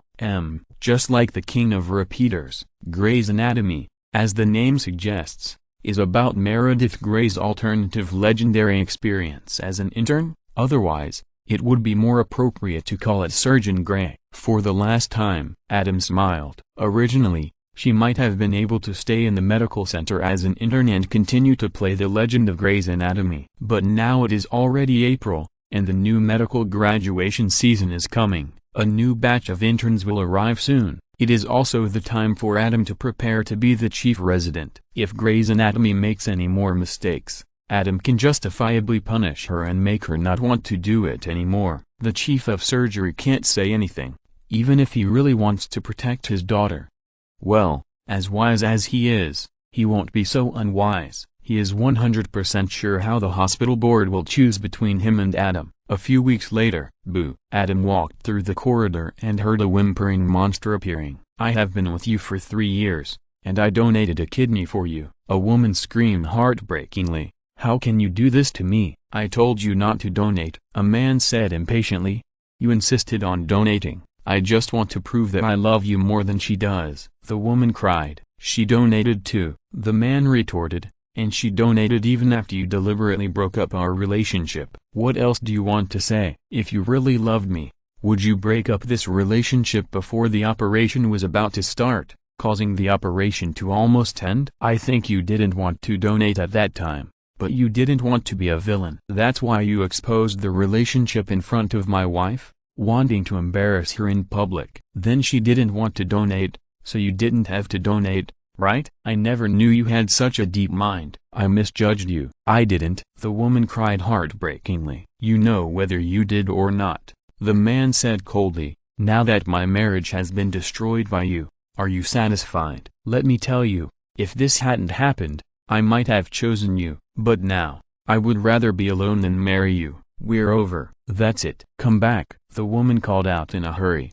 "Come back, Tilda." Unfortunately, she was not Tong Xiang, and couldn't shout out the meaning. The man was not Lao Bei, and he would not be Juno with women. He walked out of the ward and never looked back. "Dr. Duncan." The man was a little embarrassed when he met Adam. "Mr. Mozayu." Adam looked at him deeply. Mr. Mozayu smiled awkwardly and walked away quickly. In the distance, his wife's figure flashed by. Adam walked to the door of the ward and looked inside. It was the young third party, Ms. Herman, crying bitterly in the ward. The domino operation had been over for several weeks. Even Mr. Mozayu, who received a kidney transplant, could be discharged from the hospital, not to mention Miss Herman, who donated a kidney. She is still in the hospital not because of a kidney donation, but because of emotional entanglement. The 46-year-old Mr. Mozayu who just left was obviously a powerful figure. Other old men mostly cheated young women for sex, and at most cheated them for money. This one was good. He also cheated a life-saving kidney. Afterwards, he directly abandoned Miss Herman, the mistress who was missing a kidney and needed to be recuperated. The excuse for the fight actually seemed to be reasonable, but Adam was so well informed and had a very accurate vision. At the beginning, the King of the Sea really wanted to secretly drag his wife and lover to participate in the domino kidney donation that concerned his life. His lover, Ms. Herman, perhaps out of youthful impulse, or perhaps with some other considerations, broke up their relationship in public. This made Mrs. Mozayu, who had turned a blind eye to it, unable to get off the stage and said she could not accept it. Later, Mr. Mozayu persuaded her to come back, and the domino operation could continue. It was not clear how he persuaded her before, but now everything is clear. Mr. Mozayu planned to completely get one of his lover's kidneys for free, and then break up with her completely.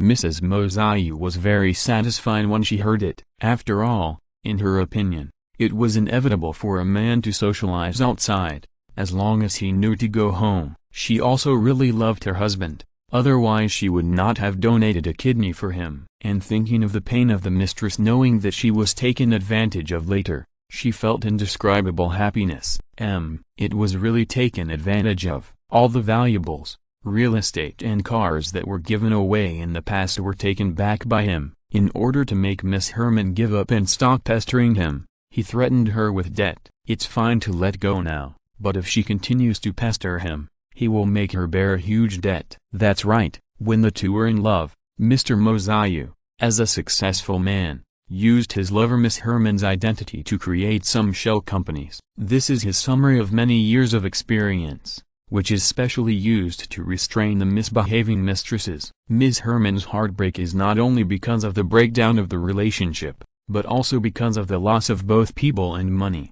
Donating a kidney requires surgery, which is life-threatening, and even if it is successful, there are sequelae. After all, the human body has evolved for tens of thousands of years, and the dual kidney system is natural. Although one kidney can also work, it naturally bears a heavier burden than the original two kidneys. The detoxification ability of protein is weakened, and the decomposition and metabolism of cholesterol, plant protein, and animal protein are reduced. The excretion of drugs is weakened, especially the metabolism of antibiotics. The detoxification, drainage, and sodium excretion functions are disordered. The susceptibility to diseases such as urinary tract infection and urinary tract inflammation increases.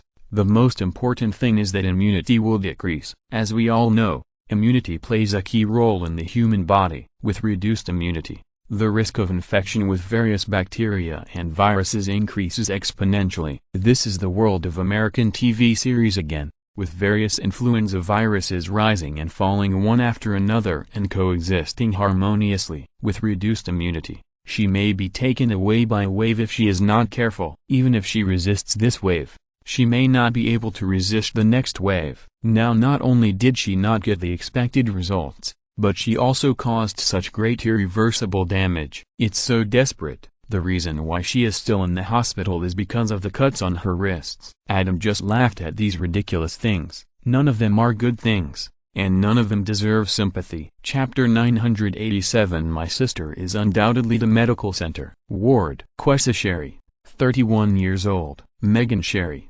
27 years old. Michael Sherry, 23 years old. The little man introduced the patients to Adam. Genetic tests show that they all carry the CDH1 gene that causes hereditary diffuse gastric cancer. Carter, explain. Adam gestured to Carter. That is, they all have a 75% chance of getting gastric cancer. Carter continued. Everyone's tumor in our previous generation was taken out. The eldest sister, Quessa, spoke up, but unfortunately, this cancer is too severe, and the tumor grows very fast. By the time it was taken out, it had already been passed on to the next generation. At this point, the three siblings were silent for a while. The medical records say that your Uncle Bud is also dead? Adam asked. Dead. Michael, the third child and the only boy in the Sherry family, raised his eyebrows. Where is your Aunt Helen? Adam asked again. Dead. The eldest sister Shaw continued. My mother and my grandfather are all dead. They all died of this terrible disease. There are only 3 of us left in our entire family. No way. The second sister Megan said hopefully. We have a distant relative in Minnesota. Although he is locked up in a nursing home, at least he hasn't woken up yet, right? What's the difference between this and death? The third brother Michael complained. While we have time, we should enjoy our lives as much as possible. What on earth are we doing here? We want to eliminate the hidden dangers in our bodies in advance. The eldest sister Shaw said, we have made an agreement and agreed to advance and retreat together. We are a family, the last family. Dr. Duncan is the best surgeon I have ever heard of. He can minimize the sequelae. At this point, she looked at Adam. Dr. Duncan, please remove our stomachs. Without a stomach, the CDH1 gene is useless, right? Yes. Adam nodded and looked at the little man. Melendez, introduce the possible sequelae and complications of preventive gastrectomy.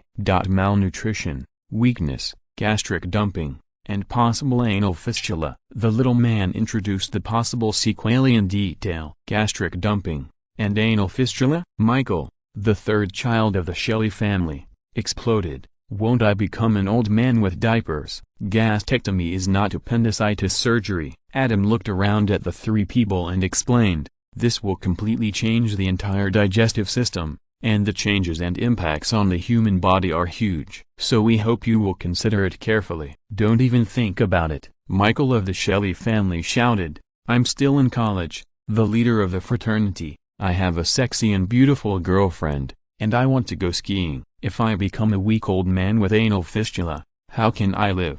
What future do I have? It's better to die than to live like this. You know how important this is to Shaw. The second sister Megan was also a little scared, but still advised. No. Michael looked at his eldest sister and shook his head. We have been at your mercy since we were young. Quessa, you decide where to eat, where to go on vacation, and where to spend Thanksgiving. I'm 23 years old now, and I don't want to chop myself off, just to relieve you. I won't do it, and you can't force me. Do you think I want to take care of you? The eldest sister Quessa said sadly. Grandpa, Mom, Uncle Bud, they are all dead. The people who should have taken care of us died of this family genetic disease. This is not a short pain. The pain will continue slowly. Have you forgotten how painful it was for Mom before she died? You helped me put ice on her lips at that time. She had tubes all over her body and couldn't even drink. I don't remember. Michael shouted. Damn it. I was only 2 years old at that time. The only reason I remember it is that you kept telling me this, which made me sad and scared. I don't have any shadows on funerals. I don't fear that it is cancer every time I have indigestion. This is your fear, not mine. You were 2 years old. I was only 10 years old at that time, and Megan was 6 years old. The eldest sister, Cha, said sadly, you may be able to forget, but I always remember that I promised my mother in front of her bed that I would take care of you forever, for so many years. Do you really think I want to take care of you? I decided everything despite your dissatisfaction as you grew up. I planned the festival, made roast chicken, and booked seats at the restaurant, so that our family could barely look like a home during the festival. This was not my business. If I had a choice, I would rather give everything in exchange for a life like yours. But I can't. Whatever you say. The third child, Michael, didn't listen at all. Isn't there still a 25% chance? I'm willing to take a gamble. Megan, the eldest sister, Cha, looked at the second sister, wanting her to help persuade her. I want to think about it again. The second sister, Megan, hesitated. I didn't know there were such terrible sequelae before. Help me do it. The eldest sister, Cha, was a little disappointed. Finally, seeing that she couldn't persuade her younger brothers and sisters for a while, she took the informed consent form and signed her name. Melendez, help Quessa prepare for the operation. Adam saw this and gave the order without saying anything. This kind of thing can only be decided by the patient himself, because if you win the bet, you will have another life. If you lose the bet, your life that could have been infinitely wonderful will be much dimmer. The stakes are too high. The probability of 75% versus 25% seems to be more or less. But what if a low probability event happens? Operating room. Carter, what should I do after I take out the stomach? Adam asked while performing the operation. Do esophageal reconnection or staple surgery. Carter replied. This can reduce the incidence of pancreatic leakage. It seems that Miss Sherry won the bet. Adam's eyes suddenly condensed. You can take a look too. She really has stomach cancer. Carter and the little man both leaned over to take a look, a little surprised. The medical record said that she had just had a gastroscopy a few months ago and there was no sign. So sometimes fear can really save lives. Adam smiled and said, the probability of 75% is still too high. In just a few months, the cancer has spread. It is still in the first stage. We can save her by removing her stomach, and she doesn't have to die a long and painful death like other people in her family. It seems that we have at least one more operation to do. Are you saying that Megan will choose to do it after knowing this news? The little man nodded. She will. Adam smiled. This is exactly the case. Megan, who has no opinion and is easily influenced, immediately said excitedly that she would do it immediately when she saw that her elder sister's choice saved her. However, Michael, the fraternity boss who was a little sentimental about his girlfriend, remained unmoved. The second operation was also quickly completed. The eldest sister Cha and the second sister Megan, lying side by side on the bed, continued to persuade their brother. Michael simply went out impatiently. He has grown up. Maybe you should have a good rest and pay attention to your own life. Carter couldn't help but said, if he is determined to escape. You don't have a brother? The eldest sister Shaw glanced at him. No. Carter already knew what she meant and was a little embarrassed. There must be no children. The eldest sister Shaw shook her head and said, you can't leave the person you love alone. Michael must have this operation. Maybe not today, but I will keep an eye on him. This fool. Now his mind is full of women and games, and he doesn't know what is the most important thing. I will watch him. I promised my mother. Carter. Chapter 988. I am not the god of medicine. Medical Center. Film viewing room. Adam was looking at x-rays with Lexi. Dr. Duncan, your MRI, A hospital staff member came in and handed a scan to Adam. "Isaac, I don't need a new scan." Adam was surprised. "Maybe they want to see you." Isaac smiled and said, "You go ahead.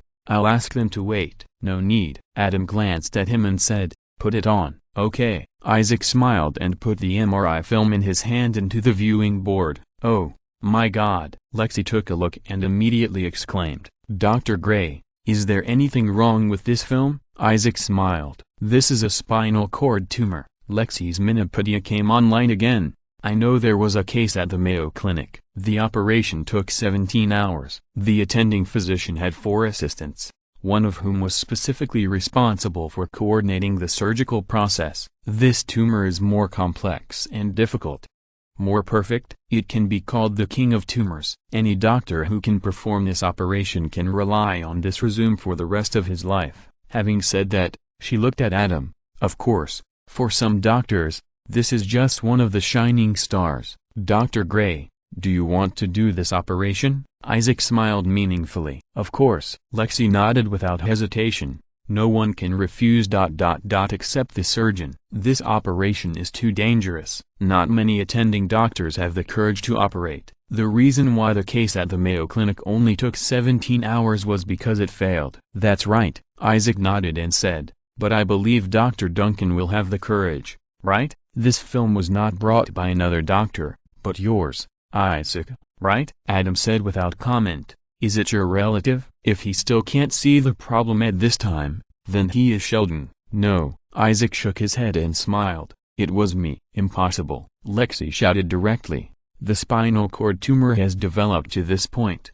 How can you still walk and be so normal?" "Because I am a fighter." Isaac smiled. "From childhood to adulthood, I have experienced various death situations more than once or twice. I have survived every time, because I will not give up. When I found out that I had a spinal cord tumor, I looked for doctors. But as Dr. Gray said, facing this complex and terrible tumor, no doctor dared to take over. Maybe someone is willing to fight for the honor of conquering this spinal cord tumor, but no doctor is willing to waste time and his own cure rate for such a case where the patient will die as soon as the operation is performed.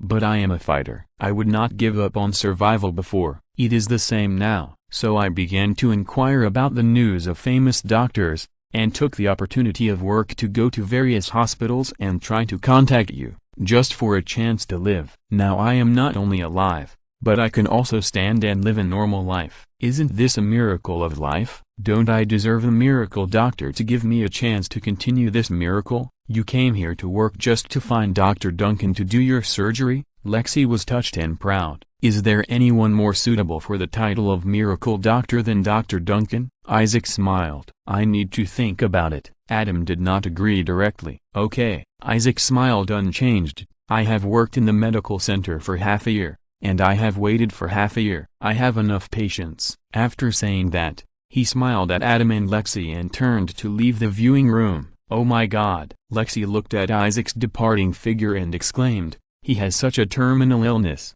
but he can endure it for half a year without seeing Dr. Duncan, because he has been rejected too many times." Adam smiled and said, "I think at the beginning, he went to the hospital and immediately went to see the doctor he liked. After being rejected again and again, he slowly became patient." Yes, enough patience. Look at him. He has only been here for half a year, and few doctors and nurses in the hospital don't like him. He spent so much time and effort to make connections, just to reduce the possibility of my rejection as much as possible. Isaac's approach is the same as the child of the restaurant staff who needs ear plastic surgery. They are both very discerning. They didn't ask for help rashly. Instead, they got acquainted with the patient first, and then took advantage of special days and special occasions to make people feel embarrassed to refuse. Adam had no opinion on this. After all, this was for survival, and his behavior was very restrained. He would help if he could, but this case was indeed special and difficult enough,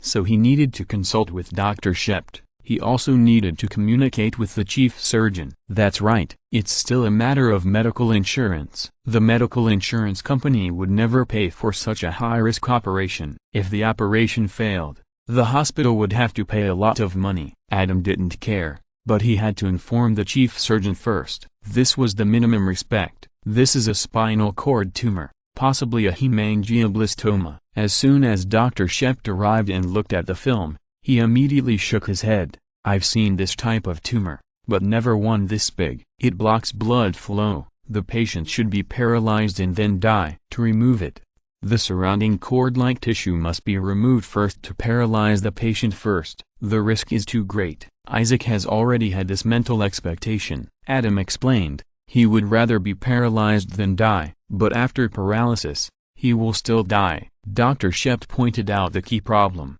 Otherwise he wouldn't have found so many doctors, but none of them were willing to take it. You can avoid the cord-like tissue. Adam pondered, from the aorta. Are you serious? Dr. Shept interrupted, then the risk will increase exponentially, almost impossible. Isn't the progress of medicine from impossible to possible? Adam smiled and said, I think if we work together, we can greatly increase this possibility. Dr. Shept glanced at Adam, smiled and shook his head, then looked at the MRI film, and after a while, nodded. I think we need enough excellent assistants. I've asked Lexi to call them. Adam smiled and said, this is a good opportunity for the excellent interns and residents in the hospital to show off. Also, the MRI film can't explain the situation. Dr. Shept reminded, we have to cut it open and see it with our own eyes before we can decide whether it can be done, and then how to do it. It will also take a lot of time, and it will be exposed for a long time. No need. Adam shook his head. After the cut, I will have a plan after seeing it. Dr. Shep's mouth twitched. He forgot that Adam's brain was different from theirs. They needed a lot of time to think, while Adam's super brain could produce results in a very short time. The most annoying thing is that this result is more comprehensive and perfect than the results they got after spending a lot of time thinking. Chapter 989, Oops, we became stand-ins. Medical center. Surgical practice room. Adam, why waste time? Christina looked around and complained, why don't we spend our time preparing for the surgery? That's preoperative preparation. Adam walked in, stood in front of the doctors, and said with a smile, this surgery will be very complicated. If everything goes well, it will take more than 24 hours. For such a long and intensive surgery, the assistants need to change hands every once in a while to ensure their condition. Therefore, I will be the main surgeon and Dr. Shept will assist, but we still need the help of 4 best doctors. Now all we need to do is find those 4 best doctors. At this point, Adam took out a stack of brand new $1 bills, placed them on the operating table, took out one, put it face up, and placed it under the microscope. He then took up a paper cup with a round hole poked in it and covered it on the bill. Then he took a ballpoint pen, stared at the microscope, and imitated neurosurgery, inserting the tip of the ballpoint pen through the round hole in the paper cup and into it, leaving the mark on the bill underneath. After doing all this, Adam picked up the $1 bill and showed it to everyone. Whoever can accurately hit the tip of Washington's nose will be the best assistant for this operation. The stage is set, and now it depends on your own strength. I'll do it. Carter was the first to raise his hand. You do it. Adam smiled and walked aside, leaving the center of the stage to the young doctors who were eager to try. As he said, this selection method is simple and straightforward. If it works, it works. If it doesn't, it doesn't. You'll know after one try. Carter walked over and took a deep breath. To be honest, he was a little nervous. It's not that he was not confident in his own ability. He had been following Adam for so long, and his foundation was already very solid. But if he tried it in public, if something unexpected happened, he would embarrass Adam. This is what he was nervous about. He imitated Adam's movements and went through a set of procedures. As everyone looked on, Carter's face was full of smiles, and he pulled out $1 from under the paper cup and showed Washington, whose nose tip was black, to everyone. Yes, who's next? Adam looked at Carter with satisfaction and smiled. It was worthwhile for him to train Carter. Now this basic skill is good enough to show off. I'll do it. A confident intern raised his hand quickly. Others followed suit and raised their hands. Obviously, the atmosphere was getting better, and everyone had their own thoughts in their hearts, fearing that Adam's 3 little ones and Christina, who looked like "I'll watch you guys fooling around," would take up the seats if they came first. If they went first, At least they could do it. Dr. Henry. Adam looked at the first person who raised his hand. Dr. Henry walked up with his head held high, and then touched the tip of the pen to the outside of the paper cup, without even seeing the Washington side on the US dollar. Next, Adam smiled, and under Dr. Henry's embarrassed expression, he announced that the next person would follow up. Next, Adam consciously ignored the little man, Lexi and Christina, and let others go first. The result was that everyone either didn't even approach the round hole on the paper cup and directly touched the outside, or they touched the paper cup, or they touched the US dollar, but didn't touch the tip of their nose at all. Christina opened her hands and did some chest expansion exercises, then crossed her hands and pulled them forward, shook her head, and sneered in her throat. Dr. Yang. Adam saw that Christina was always acting like a senior brother, so he asked her to go on stage to demonstrate first. Watch it. Christina walked up proudly, made a quick move, and then touched the tip of the pen to the tip of Washington's nose. If it was her in the past, she might really fail to show off, because neurosurgery is more delicate than cardiothoracic surgery. In the past, her basic skills were really not worth mentioning. She was the top in cardiothoracic surgery, but in other fields, it was really hard to describe. It was very metaphysical. Now she often hangs out with Adam, and Adam repeatedly reminds her, and her basic skills have gradually improved. At least in this kind of occasion, she didn't lose face. Then, everyone went up. Needless to say, the little guy and Lexi succeeded. Adam,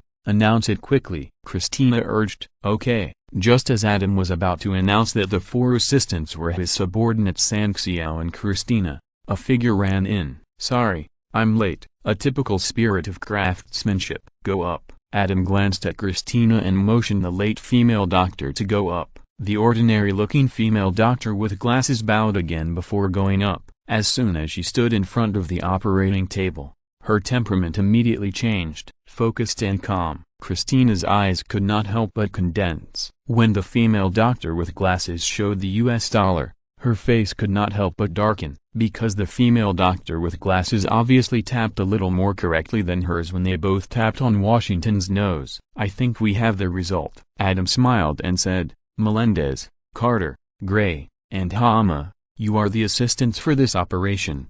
Go and get ready. Yes, the 4 agreed in unison. Who is this Hama? Christina, who failed to show off, chased Adam and asked, where did she come from? How come I don't have any impression of her? She's one of our next interns. Adam knew her, of course, and explained to Christina, she's just very low-key and only focuses on practicing her skills. She's particularly interested in neurosurgery, just like you treat cardiothoracic surgery. It's really not unfair that you lost. After saying that, he left. Christina looked at Adam's back as he left, and she was completely stunned. This operation quickly attracted the attention of most people in the hospital. First, the connections that patient Isaac had deliberately cultivated were obviously effective. Second, the assistant selection competition held by Adam was also very eye-catching. Not to mention that the famous Christina Yang seemed to be crushed by an unknown person. Are you okay? Gray's intern came over and saw her bestie staring blankly at Adam and others who were entering the operating room, and asked with concern, did you see it? Christina didn't move her head, still looking at the backs of Adam and others, motioning her bestie to look. What? Meredith asked in confusion, following her bestie's gaze. Didn't you notice the problem? Christina, Lexi is Gray, the new Gray, and that Hama should be an islander, Asian like me, so she can be considered a new me. In the past, we were often together with Adam. Now the two of them stand beside Adam and become the new us. The real us has become a substitute. This is not a good sign. Then what do you want to do? Meredith said helplessly. She had already laid down, accepting the fact that she was kicked out of the spotlight of the medical center by Adam. What to do? Christina glanced at her bestie and said with a high spirit, of course, take the position back. I don't believe I will be completely defeated by a bow. Chapter 990. It feels so good to be a clown. Medical center. Operating room. You are well prepared. Adam did not announce the start immediately,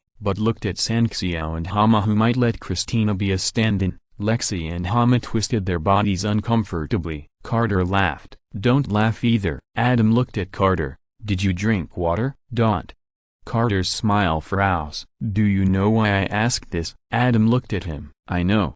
If you don't drink water, your body stability will be broken after a long time, and your hands may cramp. Carter smiled bitterly. Can we surgeons risk cramping and shaking our hands during surgery? Adam asked. No. Carter lowered his head and said, I shouldn't have stopped drinking water to avoid going to the bathroom in the middle of the operation just to occupy the assistant position. Do I need to say anything else? Adam looked at him. I'll go drink water right away. Carter walked out quickly. And you? Adam looked at Lexi and Hama again. If you have to. It's understandable that you do this, but we don't have to. The reason why I specially selected the four of you is that I fully consider that the operation will take too long. You four can take turns to be assistants in the best condition. I'll go out for a while. Me too. Hama and Lexi blushed at what Adam said, and hurried out, but their postures were very unnatural. Lexi almost fell down. They are all wearing diapers.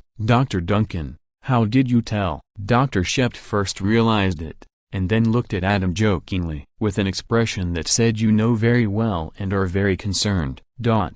Adam's mouth twitched. Of course he has good eyesight and keen observation. What else could it be? He is Adam. He is not a pervert. Besides, it is not Lexi and Hama's idea to wear diapers into the operating room in order to participate in a long and major operation. Christina has tried it more than once. As her friend, Adam knew and joked about this more than once or twice. What's so surprising? Melendez, you. At this time, the little man also walked out silently, making Dr. Shep's eyes widen. He's wearing a diaper too? I didn't see it. Pay attention to his left leg, Adam reminded. Dr. Shep looked over and found that the middle of the little man's left leg was slightly swollen. He tied a urine bag? Dr. Shep said speechlessly. Yes, Adam sighed. This is our excellent surgeon. The little man's behavior reminded him of another little man. In the future, Howard likes to tie a urine bag on his thigh to queue up in order to participate in the premiere of the movie at midnight. It can prevent others from grabbing his place when he has to go to the toilet when he is in a hurry to urinate, and in the cold midnight, he can have an alternative warm bag. Kill two birds with one stone. The little man obviously has the same idea as Howard, but he is considering that he can't not drink water. Soon, Sanxiao and Hama came back. Are you alright? Adam glanced at the four of them, then smiled and said, then let's get started. Because Isaac's tumor was too complicated, Adam and the others began to observe carefully after cutting it open. It's worse than expected, Dr. Shep commented. Yeah, Adam nodded. The super brain began to run at full speed, and a 3D projection of the human body appeared in Adam's mind. And it was combined with the tumor, a customized version of Isaac. No. Seeing Adam lost in thought, Dr. Shept continued to observe through the microscope for a while, trying to bring himself into the main surgery, but soon denied it again. Dr. Shept, can I take a look? The little man said. Of course. Dr. Shept glanced at Sanxiao and Hama, and saw that they all had curiosity and fighting spirit in their eyes, and laughed dumbly. He made way and gave his microscope to the little man who felt that he could do it. The little man went up, observed through the microscope, and frowned involuntarily. Dr. Shept couldn't help but laugh. These young doctors are all too confident. Only after hitting a wall, they know that the world is not as beautiful as imagined. He is a top neurosurgeon, but he feels that it is not good to continue. Do these talented young people think they can do it? The little man frowned and left the microscope. Lexi went up and then came down. Carter and Hama, the same. This operation can be performed here after being delayed for at least half a year. Of course it has its reasons. It's too difficult. I can't do it even if I do it. The operating room fell silent. Dr. Shept stood back in front of the microscope and observed with Adam. Everyone else was paying attention to Adam. Whether the operation can continue depends on Adam's decision. Time passed little by little. Adam stood there, motionless. 10 minutes later. Okay, let's start. Adam looked up and smiled at everyone. What? Dr. Shept, who was immersed in thinking about how to perform the operation again, realized it later and said in surprise. Let's get started. Adam shared his thoughts with Dr. Shept and smiled. Are you sure? Dr. Shept hesitated. I'm sure. Adam smiled. Okay, You're the lead surgeon. Dr. Shept glanced at Adam and nodded. Scalpel. As soon as Adam stretched out his hand, the operation officially began. The timer lit up. Time was passing quickly. Adam was the lead surgeon, and the first and second assistants took turns. Those who took turns to rest, looking at Adam with a calm expression in the same state, all showed envy and admiration. 6 hours, 12 hours, 18 hours. Time soon exceeded the length of the failed operation at the Mayo Clinic. Everyone was tired and excited. When Adam announced the end, the timer froze at 28 hours, 45 minutes and 36 seconds. Ward. Isaac woke up from anesthesia and looked at the sunlight projected from the window. His face changed. Then he quickly moved his feet and was able to move. He, cough, cough. He first laughed bitterly, then the laughter gradually changed, and finally he cried. Isaac, what's wrong? Carter, who was in charge of the bed, came in and asked. I'm dying. I'm dying. Isaac was no longer calm and optimistic as before, and murmured with tears in his eyes, my legs can still move, the sun is still outside, and even Dr. Duncan has given up on me. I'm dying. Carter comforted him for a long time before he figured out what was wrong with Isaac. Your surgery has been done. Dr. Duncan perfectly helped you remove the tumor and saved your leg, Carter said with a smile. As for the sunlight, it looks almost the same as when you entered the operating room, not because the surgery was abandoned after a while. It's 28 hours later, and it's already the second day. You didn't lie to me? Isaac was stunned. What do you think? Carter said speechlessly. I'm fine. Isaac kept repeating this sentence. The arc of his mouth kept rising, and his smile gradually became perverted. The master is right beside me. The clown is actually me, but the feeling of being a clown is really good. If you're listening to this novel on a channel other than Fanfic World, it means they downloaded and uploaded it without effort. We cordially invite you to visit our channel, Mundo Fanfic Novelist. There you'll find the original version of this story and you can explore many other novels of various genres. We're waiting for you to immerse yourself in a world of incredible novels. Chapter 991 House's Trouble, Medical Center. Dr. Wilson, why are you here? Adam looked at Dr. House's best friend curiously. Adam, are you free tonight? Dr. Wilson smiled and said, let's go for a drink together. Aren't you afraid that House will be jealous? Adam glanced at him and teased. He doesn't have the energy to be jealous now. Dr. Wilson smiled bitterly. Trouble again? Adam laughed dumbly. Okay, wait for me. Let's go to the old friend's bar. House's trouble is the best food to go with wine. Dr. Wilson smiled helplessly. His friendship with House is true love. Old friend's bar. Tell me, what is House unhappy about? Tell everyone and make them happy, Adam said with a smile. There is a new chairman in the hospital, Dr. Wilson said carefully. I guess the new chairman doesn't like House. Adam smiled.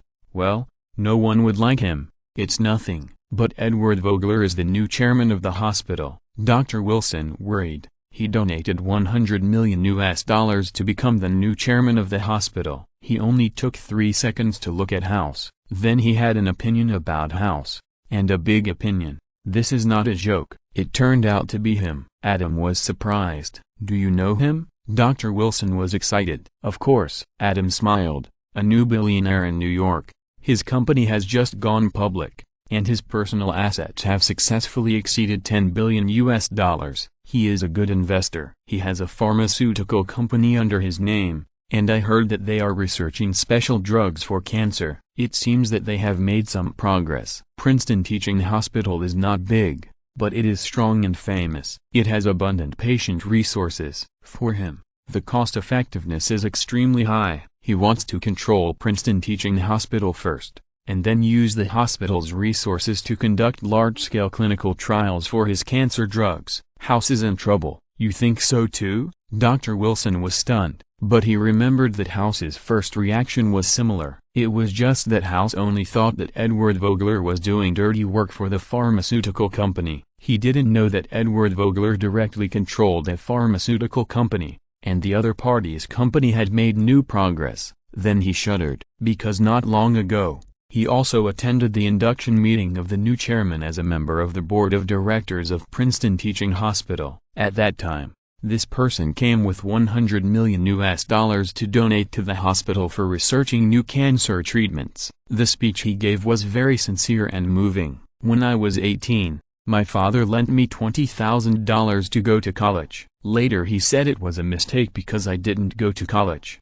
I took his money and invested it in a friend who was running a small business. When my father found out what I was really doing with the money, he stopped communicating with me. But my friend's business was successful. I used the profits to invest in one company after another. I must be very good at this, and I have a good eye, because before I knew it, someone had already made an offer for my company. A year ago, my company went public. Overnight, I was worth $1 billion. The process and speed may not be as legendary as Adam Duncan, but I also started from scratch and worked hard for 30 or 40 years to become a real billionaire. So I thought I should go back to see my father. I admit that I wanted to see what his expression would be when he knew how successful I am now, but when I sat in the kitchen where I often sat when I was a child, he didn't react. Because his Alzheimer's disease worsened, the best medicine and medical staff were useless. This is why I am standing here. If my donation to this hospital can lead to the transformation of cancer from being incurable to being treatable,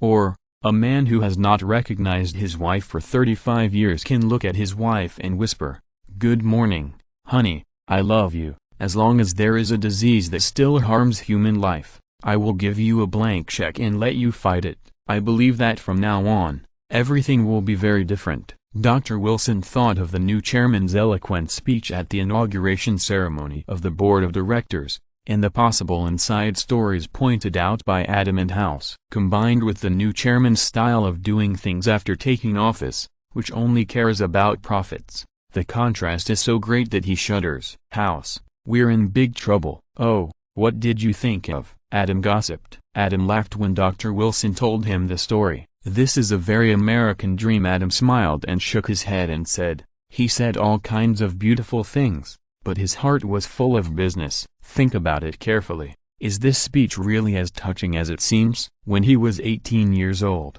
he used the $20,000 his father lent him to support him to go to college for investment. Then when his father knew about it, he ignored him. He was a little aggrieved. Since he said he started from scratch, it was obvious that his family background was average or even poor. How many African American families can save $20,000 for their sons to go to college? Either it is a windfall, or it is the deepest love of a father for his son. In an era when consumerism is prevalent, endure the impulse of wanton consumption and save such a large sum of money for his son day by day and year by year. It is just to let his son go to college and embark on a different life from him. Don't say that he succeeded later. What if he didn't succeed? A young man who is just starting out, who doesn't think he is the son of destiny. But how many have succeeded? Not to mention plain investment without knowing anything. This probability, he is a billionaire, which is about 1 in a billion. The path his father chose for him may not be as successful as it is today, but the chance of achieving class crossing step by step is definitely the greatest. He betrayed his father who loved him deeply and deeply hurt an old father who had paid for his son for so many years. I don't believe that his father didn't tell him the purpose of the money he saved when he was growing up. I think maybe more than once. And is it really borrowed?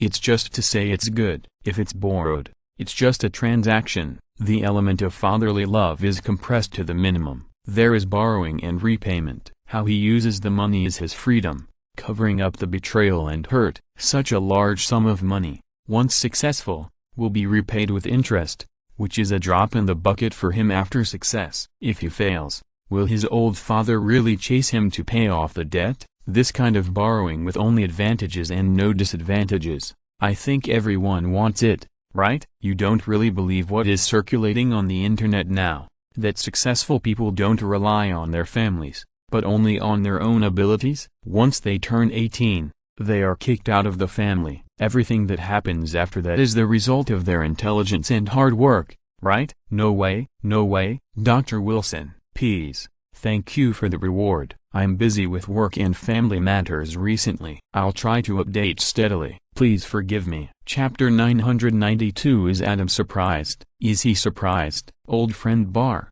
Dr. Wilson was speechless. What was originally a very American dream and very moving speech seemed like a joke after Adam said that. But he couldn't laugh, because at the board meeting, he was really touched. And, seeing that Dr. Wilson couldn't answer the classic question, Adam smiled slightly and continued to laugh. He has been successful for a long time, not even for 1 or 2 years. Does he have to become a billionaire to go back with confidence? For 30 or 40 years, he never thought about going back. Now he uses this to make a fuss and gives a speech. What kind of behavior is this? This kind of character is so heartless that he uses everything for his own benefit. No wonder he can succeed. He even makes donations with the condition of becoming your general boss. He is also fighting for human health. As long as there are diseases, you can just fill in blank checks. You try it? Oh, Dr. Wilson smiled bitterly. Don't say it. After he was elected as the new chairman,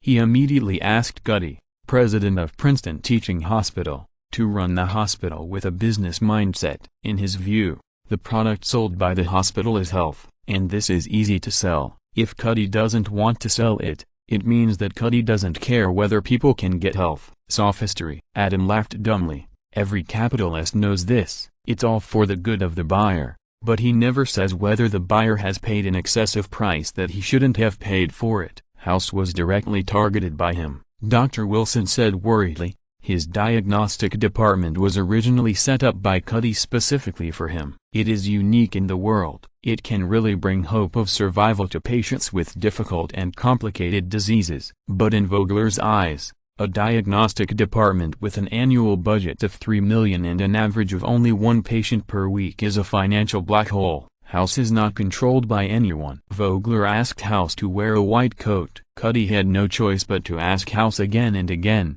but House ignored them. These days, Vogler has been staying in Cuddy's office and asked Cuddy's secretary to print out all the income and expenditure data of the diagnostic department for review. How did House do it? Adam immediately became interested. How do you think he should react? Dr. Wilson asked curiously. I'm not surprised by anything he does. Adam smiled, but different reactions represent different meanings. If he still doesn't care and does his own thing, it means he is not afraid of the investigation, or he is pretending to be calm. If he pretends to compromise, it means that the financial problems of the diagnostic department are really there, or he is ready to go all out. This is not surprising. With House's style and various small little interests, if his diagnostic department has no financial problems at all, then it's weird. Dr. Wilson was speechless again. Counting the various little interests of his good friend House, Liu and doing thing are very expensive and physically demanding,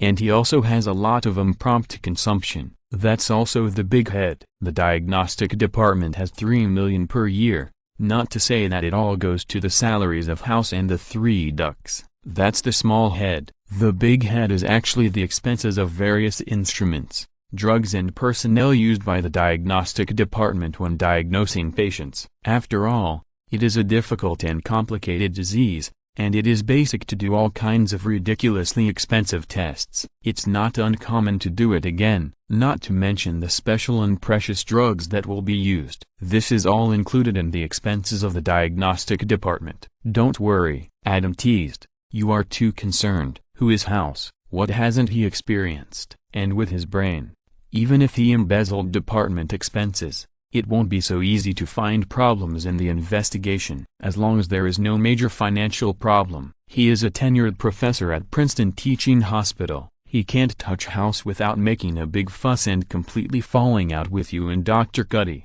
the 2 staunch supporters of House. In other words, House will not be fired before you are fired. Surprised. It's a great surprise and comfort. Dr. Wilson finally understood why House always wanted to chat with Adam. After more contact, he found that Adam Duncan, under the appearance of a modest and perfect doctor, is a weird and poisonous person like House. How do you want me to help him? Adam smiled. I don't know either. When it came to business, Dr. Wilson hesitated. I just think that House can't accept leaving Princeton Teaching Hospital, because this is Cuddy's hospital. It is also his last and best place to stay. Once he is kicked out, he will have nowhere to go. No one can tolerate him. He can't tolerate any changes that challenge his arrogant character. That's true. Adam nodded. If Dr. Cuddy was not the dean, if Dr. Cuddy was not a woman with great temperament, if Dr. Cuddy didn't admire House in her heart. 3 ifs. If anyone is missing, well, okay, with your existence, the second if can be omitted. That is 2 ifs. Without any one of them, there would be no Dr. House, who is living a pretty good life now. He has to be a doctor. Dr. Wilson sighed. His pain is omnipresent. With his favorite medical puzzles, he can still bear it. Once he is expelled and no hospital accepts him, he can no longer practice medicine and solve puzzles. I'm afraid he will immediately become a complete drug addict. By then he will be completely ruined. You don't want me to leave a way out for him, do you? Adam shook his head and smiled. I admire his medical skills, but I don't like the way he behaves. I already have a good friend who is unbearable. I don't want to have another one around me. Okay. Dr. Wilson smiled bitterly. My mistake. I thought you were his friend and would be willing to help him. Adam glanced at him. Don't try to retreat in order to advance. Why not provoke me? Yeah. Dr. Wilson smiled. Oh, my temper. Adam also laughed. The next day, Princeton Teaching Hospital, Dean's office. Where's your white coat? Dean. Dr. Cuddy looked at Dr. House, who limped in and complained. Vogler threatened to fire me if I didn't support him to control you or fire you. Ignore him, Dr. House said venomously. No matter how strong Kingpin is, he is just a bug in the sewer of New York, the sinful city. Vogler is a tall and strong African-American bald man, very similar to the underworld overlord Kingpin in Marvel. At this time, you still dare to say that? Dr. Cuddy said angrily. Are you really not afraid of being fired and having nowhere to go? Don't worry. House played with the crutches in his hand and said meaningfully, in this hospital, I have witnessed 3 changes of ownership. Kingpin may not be able to stay until the end. Do you want to get rid of him? Dr. Cuddy said unhappily. Why not? House smiled mysteriously. Dr. Cuddy was stunned, and then thought about it. Chapter 993. Since that's the case, I don't need to pretend anymore. New Jersey. Princeton Teaching Hospital. What are you doing? The next day, Dr. Wilson came to work in a good mood and shared his joy with Dr. House, but then it turned into surprise and a little displeasure. What? Dr. House smiled indifferently. You don't really think I will do nothing and become Adam Duncan's bitch obediently, do you? Adam is a friend, Dr. Wilson said helplessly. You know. I know. Dr. House smiled. I just want to see how the 3 of them will react under this kind of pressure. It must be very interesting. Now you can place your bets. Who do you bet on will not be able to hold it first and start to stick their buttocks to Kingpin? That's too wicked, Dr. Wilson complained, but under the gaze of Dr. House's big eyes, he still said, it won't be Cameron anyway. Foreman or Chase. Dr. House acquiesced to Dr. Wilson's judgment and continued to ask, Foreman. Dr. Wilson thought about it and gave his own judgment. Before leaving House's office, he reminded, don't try it randomly, it will hurt your few remaining interpersonal relationships. I choose Kais and Foreman. Bet $100. Dr. House laughed. Damn. Dr. Wilson cursed for his own mistake. The new chairman of Princeton Teaching Hospital, Vogler, took action against Dr. House. He started by cutting the funding of the diagnostic department and let Dr. House decide which of the 3 ducks to fire. This is the power of the chairman. The other directors have long been tired of House's recklessness and such good treatment. They all agreed with this. Even though House knew that Adam was there to back him up, he still wanted to see who would betray him and turn to the new boss first under the pressure of being fired. He would not even let Adam help unless it was absolutely necessary. This is House. Among the 3 ducks,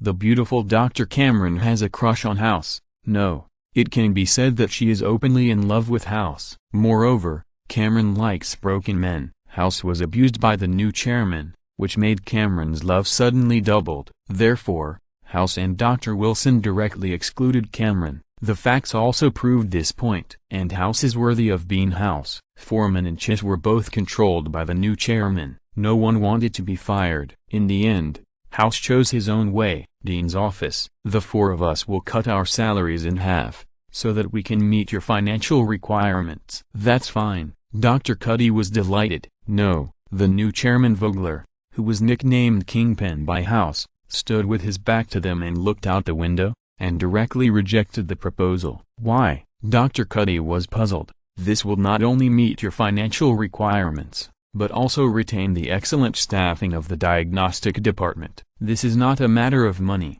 House saw through the crux of the problematic glance. Not bad. Vogler seemed to have really turned into the villain Kingpin, slowly turning around, and his huge body seemed to be covered by a dark cloud. I have always wanted your obedience, and an attitude that you must follow my orders even if you are unhappy or uncomfortable. Wow. House put his fist into his mouth, with a look of horror on his face, and then put away his pretense and limped away. Vogler's face became even darker. House's venomous sarcasm is always very expressive. Next, Vogler, whose face was as black as an African American, intensified his attack on Dr. House. He even put the life and death of House's patients on the table. For Vogler, who holds the power of the hospital, it is too easy to bet on House, who often does not take the usual path. Adam, please do it, Dr. Wilson said anxiously. Stop playing. I'm not playing, House said casually. It's not the last moment yet. Haven't you read the novel? The exciting part of the story is the twists and turns. Don't you look forward to the end result of Kingpin's success? I think it will be very interesting. I'm still playing, Dr. Wilson said speechlessly. Okay, House shrugged. Don't be so boring. This is quite interesting. We are fighting against the evil capitalists. Just play. Dr. Wilson complained. You will get into trouble sooner or later, and you expect Adam to be exactly the same as you, right? Otherwise, don't. House was stunned and twitched his mouth. Damn, I forgot about this. You mean Adam might play with you too? Dr. Wilson was stunned. No way. Do you dare to say there is no possibility? House complained. This is why I didn't want to rely on him, but I was still careless. Since you said Adam would be my retreat, I didn't want to, but subconsciously, I still rely on him a little bit. At this point, he picked up his crutches and walked out. Where are you going? Dr. Wilson shouted. Of course I'm asking for peace. House walked to the door and turned back to complain. I would rather bow slightly to Kingpin than be played by Adam. Adam is a friend, and he doesn't have your bad taste. Dr. Wilson smiled bitterly. At least he doesn't have such a bad taste as you. I believe he won't play a prank on you. Maybe not. Maybe. House smiled. You can never guess what he will do. This is the fun, isn't it? Dr. Wilson really had no way to deal with such a House. I know you will make a wise choice in the end. Facing House, who accepted his previous proposal, the new chairman Vogler couldn't help but smile. In fact, I still admire you very much. See you at the party tonight? Do I have any other choice? House tilted his head. See you tonight. The new chairman Vogler smiled even more happily. After decades of business, he prefers the feeling of making the strong surrender to women. At night, the new drug launch party of Vogler's pharmaceutical company officially began. I've said a lot, but why should you listen to me? I'm the CEO of the company. If I say my product is good, you obviously can't believe it, right? Vogler was giving a speech on the new drug on the stage. He was in a good mood and even joked. However, Dr. Greg House has always been known for his integrity. Ladies and gentlemen, let's welcome Dr. Greg House. Under the gaze of everyone, House limped up.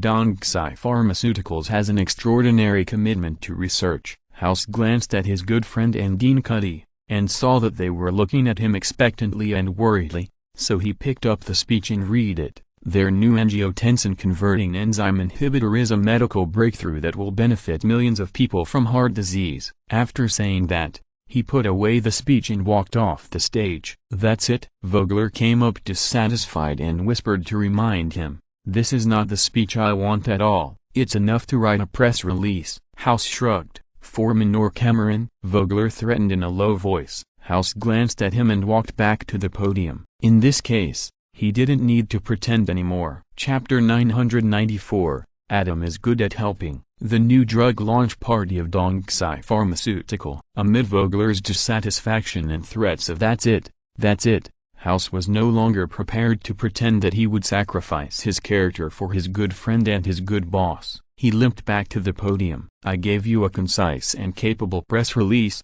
but you didn't want it.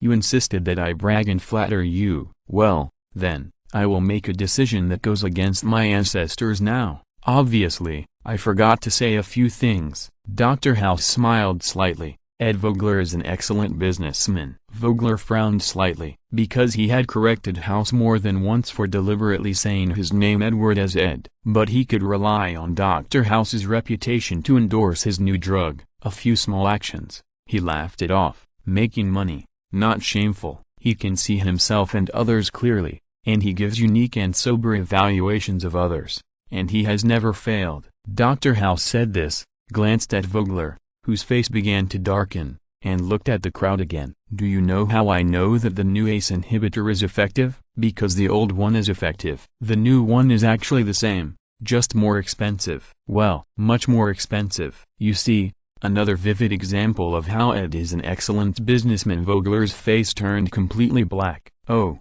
no, I knew it. Dr. Cuddy and Dr. Wilson in the audience both held their foreheads, as if they were House's ancestors, and couldn't bear to see House do something that violated their many instructions. House, this evil son who betrayed his ancestors. Unfortunately, at this point, they can only watch the situation develop. When his company's drugs were about to lose patent protection, he ordered his little rascals to change the drugs a little bit. Dr. House revealed the ancestral secret of the pharmaceutical industry, making all the people present at the meeting stare. It's not that the news is so shocking. In fact, those who can come to attend the new drug launch party are all insiders. Who doesn't know these semi-public industry secrets? They are shocked that there are still young people who dare to expose them in public. At the same time, they also lower their evaluation of the newly crowned billionaire Edward Vogler. This is obviously a failure. Not only did they successfully create a new drug that has no meaning, Dr. House said venomously, it also created countless profits. It's good for everyone, isn't it? Except for the patients who really need drugs to save their lives, because they need to pay more to buy their lives. But who cares about them? Who are they? Nameless people, just a string of numbers. A string of numbers under our genius businessman Ed Vogler. Let us put aside our temporary pity for thousands of nameless people, the rising God overlooking the Lamb. Give our eyes and applause to the real God. Ed Vogler. Lonely and weak applause rang out in the venue. No one echoed. The scene was dead silent. The three ducks under Dr. House all smiled bitterly. Originally, they might have had a chance to have only one person leave. Now, they will definitely be kicked out like their willful boss. The only hope is that this billionaire who was slapped in the face by their boss will have some martial ethics. Don't kill them all. As you wish. I made a joke. Dr. House walked past Vogler, whose face had returned to his ancestors, and said something venomous. I will destroy you. Vogler said word by word. Don't be so childish. Dr. House smiled and said, it's really unnecessary. You are a truly successful businessman. How does the saying go? Businessmen are all weak. I believe you won't. Wait and see. Vogler's face was livid. Wait and see. Dr. House laughed happily. Fighting difficult and complicated diseases is endless fun. Fighting people is also endless fun. The next day, Princeton Teaching Hospital Board meeting. I didn't want to be so undignified, but now I'm laying it bare. Only one of House and I can stay. When I say I mean myself and the $100 million I donated. Vogler exuded the domineering aura of a senior brother. Now I propose to expel Greg House. Who agrees and who opposes? Under the gaze of such personal grudges, everyone raised their hands, except for Dr. Wilson. As a tenured professor, the board must vote unanimously to expel House. Very good. Vogler's face was grim, and he didn't persuade him anymore. He said directly, now, please ask Dr. Wilson to leave. You can't let me leave to interfere with my vote. Dr. Wilson wanted to struggle for his good friend, and if the proposal is not passed, it will take at least 24 hours to reinitiate the proposal. Our proposal this time is not about him. Vogler sneered. It's about you, so you have a vested interest and must avoid it. That's right, we are going to initiate a new proposal to expel you. Dr. Wilson was extremely bitter. It turns out that only capitalists understand capitalists. The result today was already expected by Adam. He really had to be fired before House. With this ruthless style of I will kill whoever disagrees with me first, Vogler drove away House's diehards. The next day, the proposal to fire House was initiated again, but this time, Dr. Cuddy hesitated. "It's only been 1 day and you have changed again. You can imagine how weak you are to House. You can't control him at all." Vogler sneered. "He won't obey anyone." "Aren't you just as arbitrary?" Cuddy retorted. "Because you think we belong to you, I propose to fire Dr. Lisa Cuddy immediately." "Who agrees and who opposes?" "Vogler killed anyone who stood in his way." "Why do you have to protect House?" Cuddy's popularity was still very good, and someone immediately began to persuade her. This is not just a problem for House. Cuddy was no longer a simple doctor. She was proficient in power tactics and began to give her own speeches. "If you think House, Wilson, and I should be fired, then raise your hands. But don't do it because you are afraid of losing the $100 million. Because if you do, you will really belong to him. While you can still make a choice that determines your own destiny, this may also be your last choice." The speech could have ended here and she could have left in style. But Cuddy clearly felt that this carefully prepared speech could not completely touch the board members. In other words, it was not safe. Once she left, Vogler would use both soft and hard tactics, and she might really be kicked out of the hospital like House and Wilson. So, she used her real trick. "Don't worry about the so-called $100 million donation that includes various restrictions. Dr. Adam Duncan is a good friend of House, and he doesn't mind helping a little. We are all doctors, and it is completely your freedom to accept Dr. Duncan's help or to belong to Vogler." "Are you sure?" Everyone looked at Cuddy excitedly. Only Vogler truly returned to his roots. Chapter 995. Something strange seems to have sneaked into New Jersey. Princeton Teaching Hospital. The atmosphere of the board of directors changed immediately after Cuddy mentioned Adam's name. Vogler's face was even more cheerful than his father's, although he couldn't believe that Adam would support House to this extent. But he had no doubt that Adam had the ability to do so. Then he thought of House's confidence and the tit-for-tat and meaningful words when he confronted him. Now he understood everything. There is a capable person behind House. "Dr. Cuddy, are you telling the truth?" a board member asked excitedly. "Dr. Duncan is willing to donate $100 million to our hospital?" "It's not a donation, it's an investment," Cuddy corrected. He admires Dr. House's professionalism and thinks that our Princeton Teaching Hospital has a unique diagnostic genius, Dr. House, and has great investment value. Moreover, he only wants a little share and does not require us to make any changes. He is a doctor, a genius doctor, and one of us. He understands us and identifies with us. Even if he becomes a major shareholder, he will never think that we belong to him. You should all have heard of Dr. Duncan, right? Do you think he is trustworthy? If you trust him, then just do your best. Let me say again, we are all doctors, and we should only do what we doctors are supposed to do. Everything else should be a natural result. We save lives. No one should objectify us into a string of numbers that can be discarded at any time. "Is it possible for Dr. Duncan to join us?" another doctor director said expectantly. "Dr. House is not worth $100 million, but Dr. Duncan is definitely worth it, as long as he is willing to join. I agree even if he doesn't want $100 million. Dr. Cuddy's mouth twitched, because this is what she said to House. In the previous board meeting, she raised her hand to agree to fire House. It was because in her eyes, House was indeed very valuable. She also admired him in her heart. But in her eyes, he was still not worth the comprehensive improvement of various hospital resources brought by $100 million. Obviously, there are no secrets in the hospital. That's right. Another director smiled and said, "Dean Cuddy, if you can invite Dr. Duncan to join our hospital, I will raise my hand unconditionally for any decision you make in the future." "I'll try," Dr. Cuddy said speechlessly. "Our focus now should be on whether to accept Dr. Duncan's investment." "Of course I will." "I agree. I look forward to Dr. Duncan's joining us. Our Princeton Teaching Hospital is strong enough, and what we lack is an opportunity like Dr. Duncan." Thinking about the comprehensive resource improvement brought by Dr. Duncan, I am full of confidence in the future. Me too.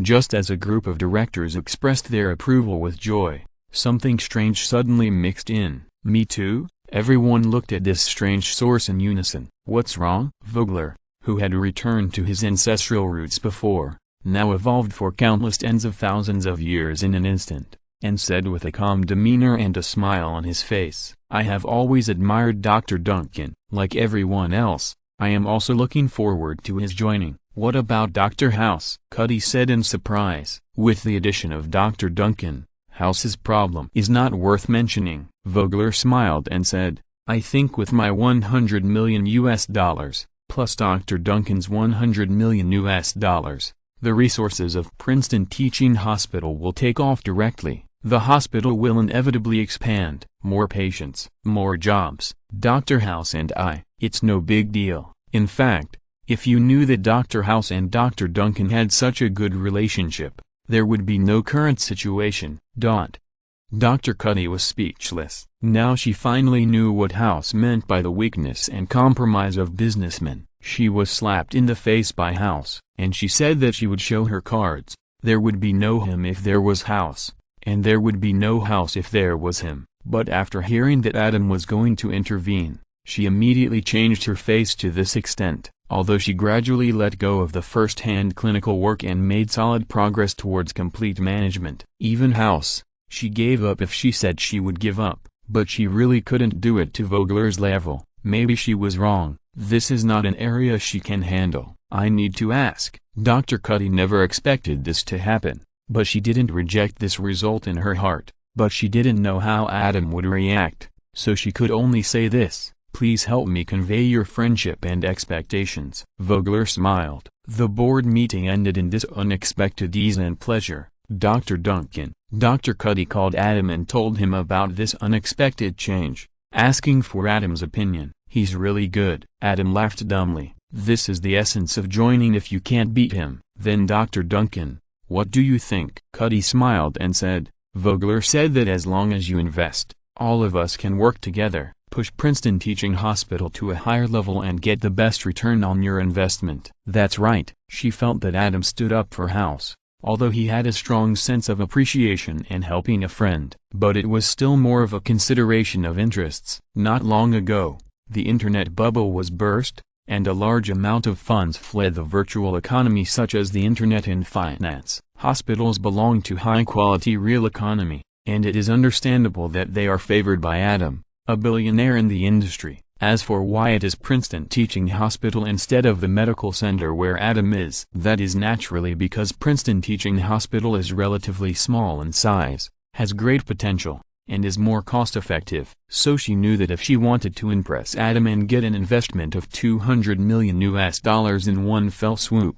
she had to convince him with the most critical issue. Maybe. Adam smiled. It's just that excessive commercialization will inevitably lead to capital materialization of everything. So forget it. I don't lack this money, and I don't plan to make this kind of money. People like Vogler must be able to make a lot of money and bring huge profits to their partners. But Adam really looked down on him, and didn't look down on the 100 million profits. When the money reaches a certain level, it is really just a number for Adam, who is clean and self-disciplined. After all, now, even if he has no money, he can travel the world by swiping his face, body, and technology. He can really be Wilfa with money now. So he refused directly. Is that so? Cuddy was stunned and said disappointedly, "If Vogler withdraws, will you continue to invest?" "Of course." Adam smiled and said, "I still believe in Dr. Cuddy and you." Princeton Teaching Hospital is indeed very potential. Investing now will definitely not be a loss. And being able to help House is also a win-win situation. House is a guy with extraordinary talent and can ignore ethics and morality for favors. Such favors may be of great use one day in the future. In the eyes of Adam, who is not short of a few $100 million, this favor is more valuable than the extra profit. Chapter 996 Capitalist Adam. New Jersey. Princeton Teaching Hospital. House's office. Let's toast to our hero. House, Wilson and the three ducks were celebrating with champagne in the office. When they saw Dr. Cuddy come in, they immediately started to make a noise. Dr. Wilson handed Cuddy a glass of champagne that he had prepared long ago. Cuddy took it without refusing and started to drink. Seeing this, everyone started to cheer.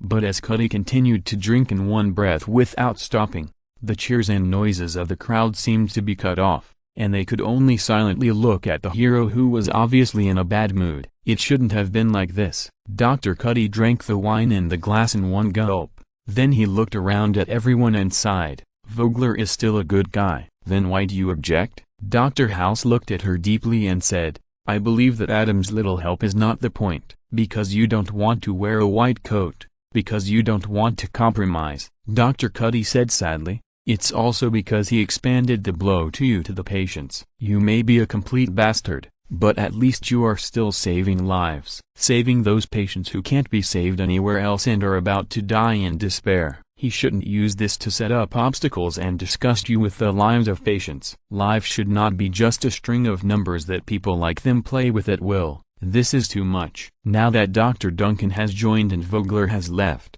isn't this the best ending? Dr. Wilson wanted to bring the emotions back to happiness and positivity. Maybe. Dr. Cuddy shook his head and said, but in the end, Adam Duncan is still a capitalist. I'm not sure what the future will be like. Don't worry. Dr. House smiled confidently. The reason he helped me was just to make me owe him a big favor. I just remembered it. There will always be a chance to repay it in the future. At this point, seeing that Cuddy, Wilson, and Cameron were a little worried, he shrugged and said, my fault. To be more precise, Adam asked for this favor just as a casual preparation. This big favor, he probably won't need it in his lifetime. Besides, he invested in our hospital, but he didn't make money as fast as he did in the virtual economy. It's not like he didn't make money. Come on. Cheers to our victory. Everyone looked at each other, shook their heads, and followed House's meaning and raised their glasses again. But there was still a trace of doubt in their eyes. They are all smart people. House might be right. This big favor will probably not be used in his lifetime, but once it is used, it may be the end of a lifetime. Adam Duncan had caused House to pay a favor of $100 million, which was definitely beyond their control. Medical Center. Adam also got the final result from the phone call. After he refused to invest with Vogler, Vogler chose to leave with his $100 million donation. It's not like Princeton Teaching Hospital is the only hospital worth investing in. There's no need to conflict with Adam over this. As for Face, when he was 18 years old and borrowed $20,000 that his father had saved for more than 10 years to pay for his college education, and turned around and made investments without saying a word, it no longer existed. Princeton Teaching Hospital doesn't even have a thorn like Dr. House, and there's also a dean with a bottom line like Dr. Cuddy. There are also billionaires like Adam Duncan who help out of the routine. There's no point in staying any longer. A businessman should know when to stop losses, and he knew that Adam's later wealth increase mainly depended on internet technology. This time, even if Adam ran away from the internet bubble, he would fall into it one day in the future. By then, he will have a good chat with Adam who rejected him. Adam naturally didn't know this, but even if he knew, he wouldn't care. He could run away this time, and he also knew the approximate time next time, so he could still run away. And as his assets become larger and larger, the proportion of stock assets will continue to decline. His assistant Ada is planning a more reasonable asset allocation, and he can also cross the river by feeling the future tycoons. The first asset allocation in the future is land. That's right, he is considering buying land to become a big landlord. No matter which world, land is the best means of production. In Adam's previous life, those internet tycoons continued to buy a lot of land. Before Adam crossed over, Gazy bought nearly 270,000 acres of land in 18 states in the United States, which is more than 1,000 square kilometers. It is almost the size of Hong Kong. In the world of American dramas, as long as you can afford the annual land tax, you are the king of this land. And such a vast land, as long as it is well managed, can also create a lot of stable income. If there are mineral deposits underground, it will be 10 times or 100 times the asset appreciation, compared with the virtual economy that bursts at the slightest provocation. This is simply the best and safest investment. Whether it is rooted in the genes of the previous life or the light of Texas in this life, Adam prefers this kind of life with big farms, big houses, big pickup trucks and big guns. Before, it was not obvious. However, Some of Adam's female friends almost all have a manor farm. Now Adam sold out at a high price before the internet bubble burst. In addition to buying the internet technology stocks that are destined to explode in the future, as well as stocks in other fields that will be famous in the future, a large amount of funds are prepared to increase the penetration into the real industry to make the assets more resistant to risks. Continuously buying land is an inevitable action to start the layout. The next day, Director, what's wrong? Adam arranged the tasks for Sangxiao and Hama, who sneaked in, motioned them to leave, and looked at the director of surgery who was standing beside him pretending not to exist. Ahem. The director of surgery coughed lightly. Adam, how were you recently? Fine. Adam glanced at him. Do you think there is anything that needs to be improved in the hospital? The chief of surgery smiled and said, or is there anything you want? Just say it. Chief, what's the matter? Adam smiled. I heard that you invested $100 million in Princeton Teaching Hospital? The chief of surgery hesitated. Yes. Adam smiled and nodded. You want to invest in the hospital? Our medical center welcomes your investment at any time. Why invest in other hospitals? The chief of surgery smiled and said, shares and everything can be discussed. The directors of the board of directors will definitely not say anything to you. That's not the reason. Adam smiled and shook his head. The reason I want to invest in Princeton Teaching Hospital is just to help Dr. House. It's not that I am optimistic about Princeton Teaching Hospital and not optimistic about our own hospital. Think about it and you will know. If that's the case, why don't I go directly there? Yes, yes. When the chief of surgery heard this, he nodded repeatedly, and a trace of relief flashed in his eyes. In fact, this is what he is most worried about. Whether to invest or not is the business of the board of directors. And keeping Adam is his job. Chapter 997 Chief Resident Adam Medical Center. Anything else? Adam smiled and said, if not, I have to go get busy. The number of patients visiting the hospital has been increasing recently.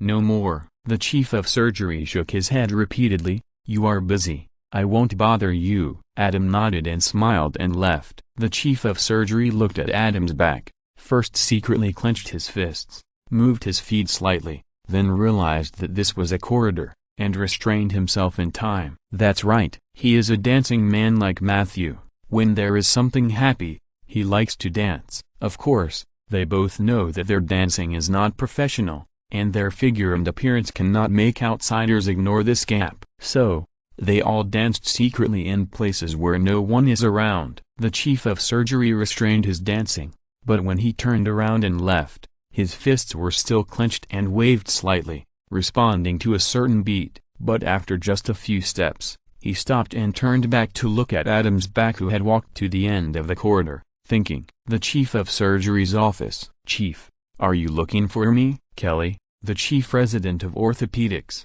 received the call and pushed the door open and walked in. Yes. The chief of surgery smiled and said, this is the response to your attending physician's application. Kelly, the chief resident in orthopedics, took it with some surprise. When she saw the approved reply, she couldn't help but feel happy and surprised. I heard that something happened in Ward 401 of Dr. Chen, so he postponed his retirement plan for 1 or 2 years. Although the hospital is expanding and adding new positions due to the surge in patients, I heard that they have already contacted Dr. Jones in the Department of Orthopedics. How come the hospital still has the position of attending physician in the Department of Orthopedics? Is our Department of Orthopedics the focus of this expansion? No. The chief of surgery interrupted her fantasy. Emergency, cardiothoracic surgery, neurosurgery, and general surgery are the focus of this expansion. But Dr. Tallis, you are a very good orthopedic surgeon, and you are one of our own trained by our hospital. In the past year,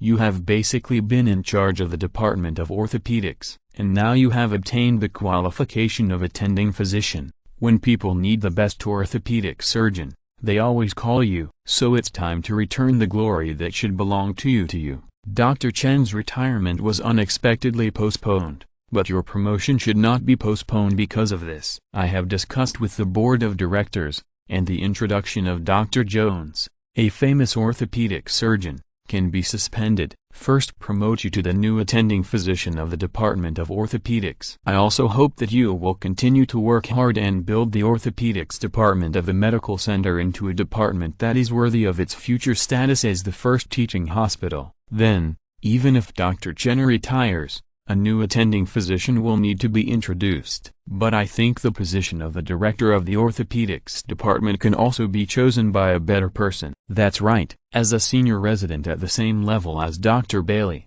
Kelly has reached the time to obtain the qualification of attending physician. Both of them passed the examination recently and successfully obtained the qualification of attending physician. If it were the past, the attending physician position in the hospital would be filled one by one. Even if Kelly passed the attending physician qualification examination and became a theoretical attending physician. But if the medical center has no position because Dr. Chen of the orthopedics department postponed his retirement, Kelly can only continue to wait as an attending physician while doing the work of a resident, or choose to resign and apply for another hospital with an attending physician position. No matter which one, it is not a good choice for the new attending physician Kelly. The first choice is that the position is not worthy of virtue. How aggrieved. The second option was to leave the medical center where she had worked for 6 or 7 years, leave the familiar environment and many friends, go to a strange place,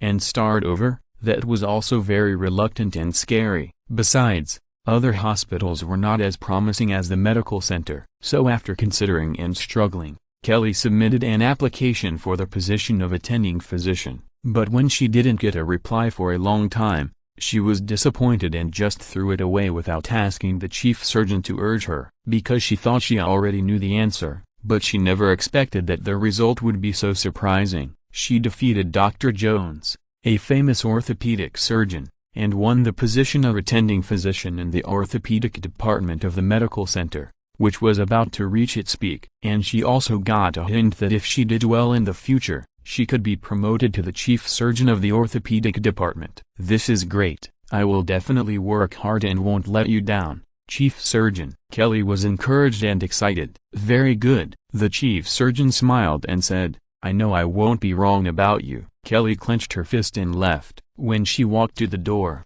the chief surgeon's casual voice came from behind her. By the way, you are now the chief attending physician of orthopedics. You need to help Dr. Chen manage the orthopedics department. The chief of surgery looked at Kelly, who turned back and said casually, go find Dr. Duncan later and hand over the chief resident's work to him. Adam is going to be the chief resident? Kelly was slightly stunned. Is there anyone better than him? The chief of surgery asked back. The hospital is getting busier and busier now. I need Adam to help me manage the hospital. That's right. Kelly nodded. No one is more qualified than Adam to be the chief resident. In fact, this year, she was the chief resident in name, but many things were handled by Adam. Even many times, once there was a major accident that particularly needed the chief resident to come forward to deal with, she habitually followed Adam's instructions. Thinking about it this way, her title of chief resident was a bit unworthy of the title. I'll go find Adam now, Kelly said, and then opened the door and walked out. But when she left the office and walked a few steps, she suddenly stopped and showed a puzzled look on her face. Why do I feel something is wrong? The chief of surgery's office. Adam will like it. After all, he loves to do surgery. It's natural for him to be the chief resident and coordinate all the surgical arrangements. The chief of surgery muttered to himself, with a smile on his face. Congratulations, Dr. Duncan. This is really well deserved. Yes, it will be even more natural for us to find Dr. Duncan in the future. The news quickly spread throughout the medical center, and Adam's colleagues congratulated him and expressed their approval of the chief of surgery's decision. Head resident Adam Duncan, Christina was envious and jealous, but she also said happily, if there is any good surgery in the future, you must take me with you. Now we are your legitimate subordinates. It depends on your performance. Adam was in a good mood and teased, there are 50 surgical residents alone. What if another doctor like Hama, who is devoted to studying medicine, silently emerges? Then, I can only say sorry to you. After all, you also know my principle, strength comes first. I know, if I lose again, I will not have the face to let you take me. Christina said confidently.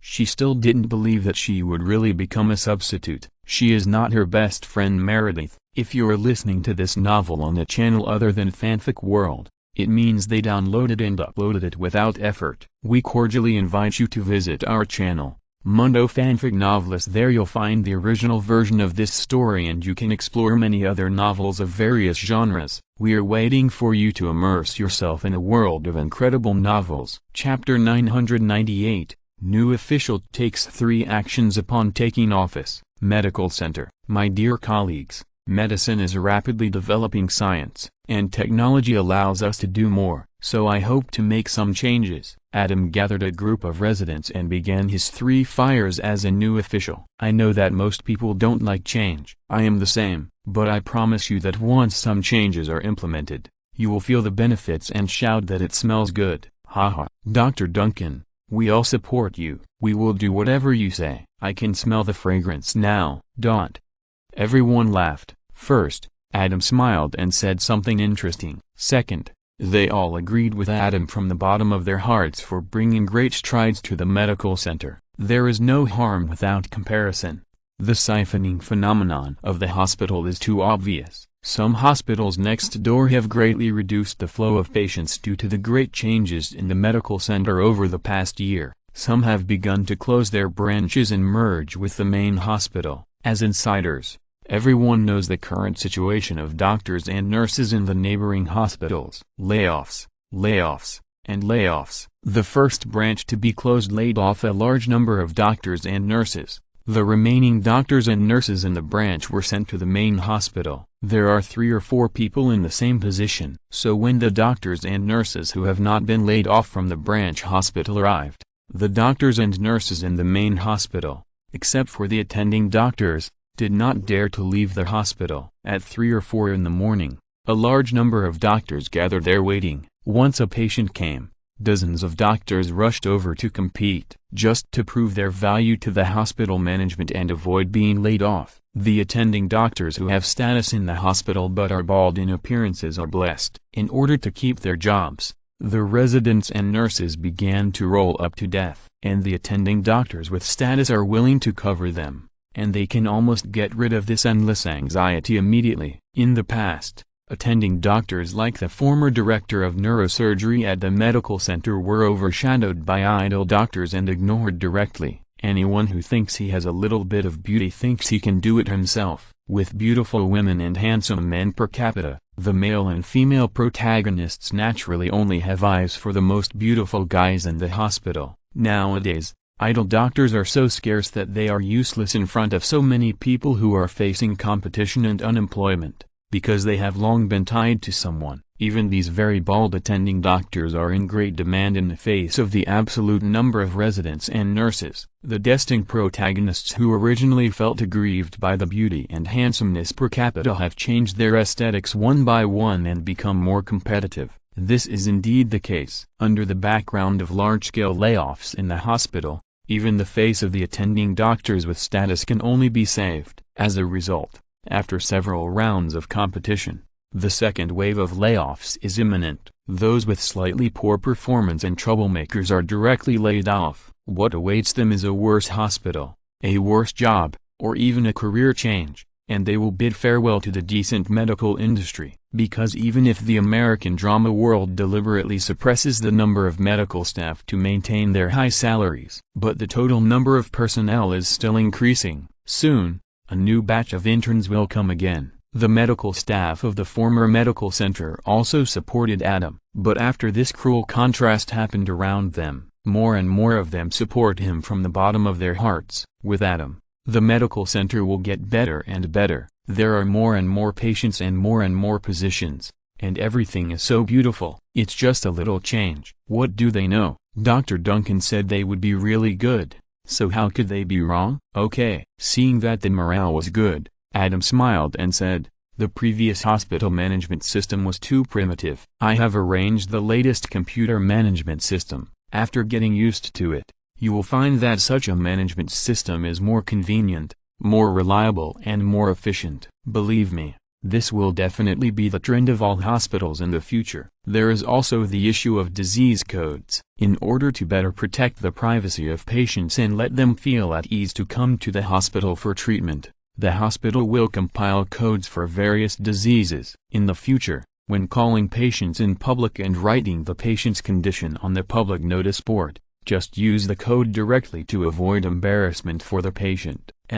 Of course, for a coquettish Howard, such a code is useless, because no one could have expected that Howard would make a robot hand by himself and then fight with the opponent with a bayonet. In the end, he was defeated and was captured by the opponent's innate chi-grabbing hand, holding the vitals and unable to move. Then, he lowered his body step by step, wrapped in a bedsheet, and went to the hospital with the other person. The nurse called out the emergency condition with a loudspeaker. That scene. Under normal circumstances, a person would have a psychological shadow on going to the hospital from then on.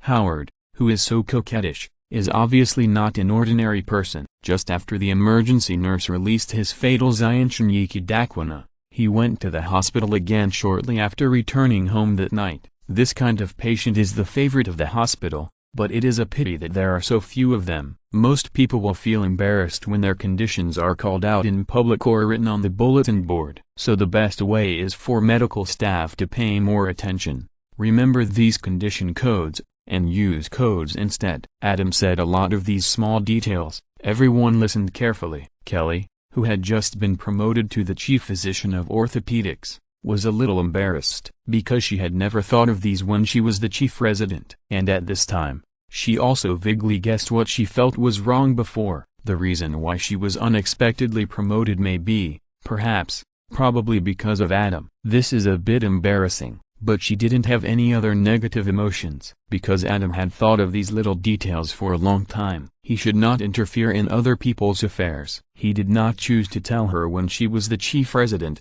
which was to save her face.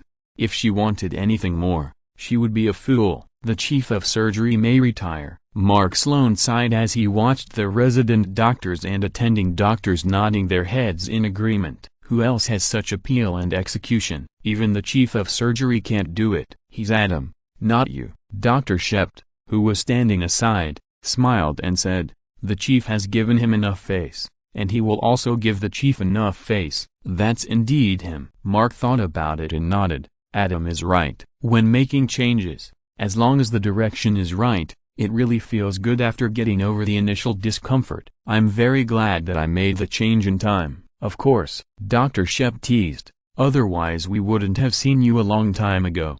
Don't just talk about me. Where is your gray? Mark glanced at him and reminded, she only has one last chance. If anything goes wrong again, she can only leave. Adam couldn't do anything before. Now he is the chief resident and has more influence than the chief of surgery. He can let Gray leave with good reason. Dr. Shept smiled bitterly and was speechless. He could only hope that his girlfriend would not do anything weird again. Chapter 999, No Laughing Medical Center. Adam officially took over as the chief resident, opening a new era for the medical center. React, observe, communicate. Any questions? The little man stood on the podium and, according to Adam's instructions, trained the residents and interns again on the professional attitude towards patients and their families. Many people raised their hands. Why do you still have to say this? We are not interns, a resident complained. Are you sure? The little man said expressionlessly. The resident's face darkened. Although he was a resident and the little man was an intern,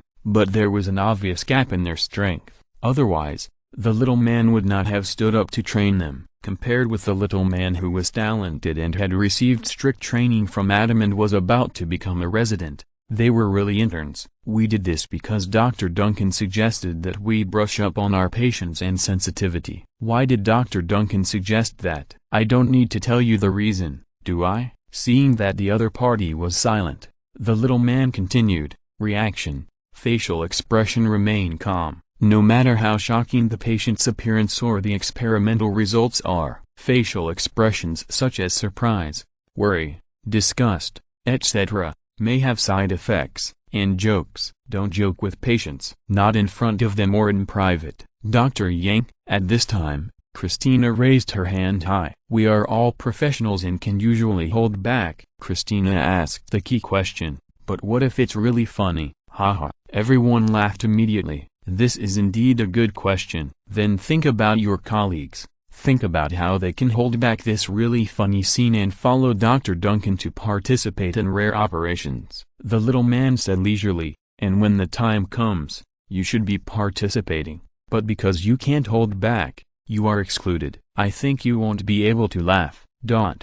Christina's mouth twitched. She felt that this little man was really annoying. Any more questions? The little man glanced at her. Yes. Christina raised her hand again and raised her eyebrows, saying, believe me, Adam can't help laughing sometimes. So what? She wanted to tell the little man that she and Adam were old friends. I know him better than you do. Little guy, you have the guts to say something about him. That's not a problem, the little man said calmly. Dr. Duncan is more professional than us, so this situation is rare, and Dr. Duncan's appearance and temperament determine that even if such an extreme situation occurs, patients and their families will not feel offended. They will automatically understand the true meaning of Dr. Duncan's smile and feel comforted, and it may even be good for their condition. Of course, this is only Dr. Duncan's unique ability. Others must not learn it. Well, if you really have this urge, you can look in the mirror every morning, put a photo of Dr. Duncan on the corner of the mirror for reference. Believe me, you will make the right choice. Christina was stunned, and then when the little man turned around to write on the whiteboard, she raised her middle finger to the little man's back. She deserved to lose. The interns who followed Adam, led by the short man, were all gifted. They could flatter him so easily. She was impressed. Oh, when she first started her internship, she also tried to flatter him, but it was just forced flattery,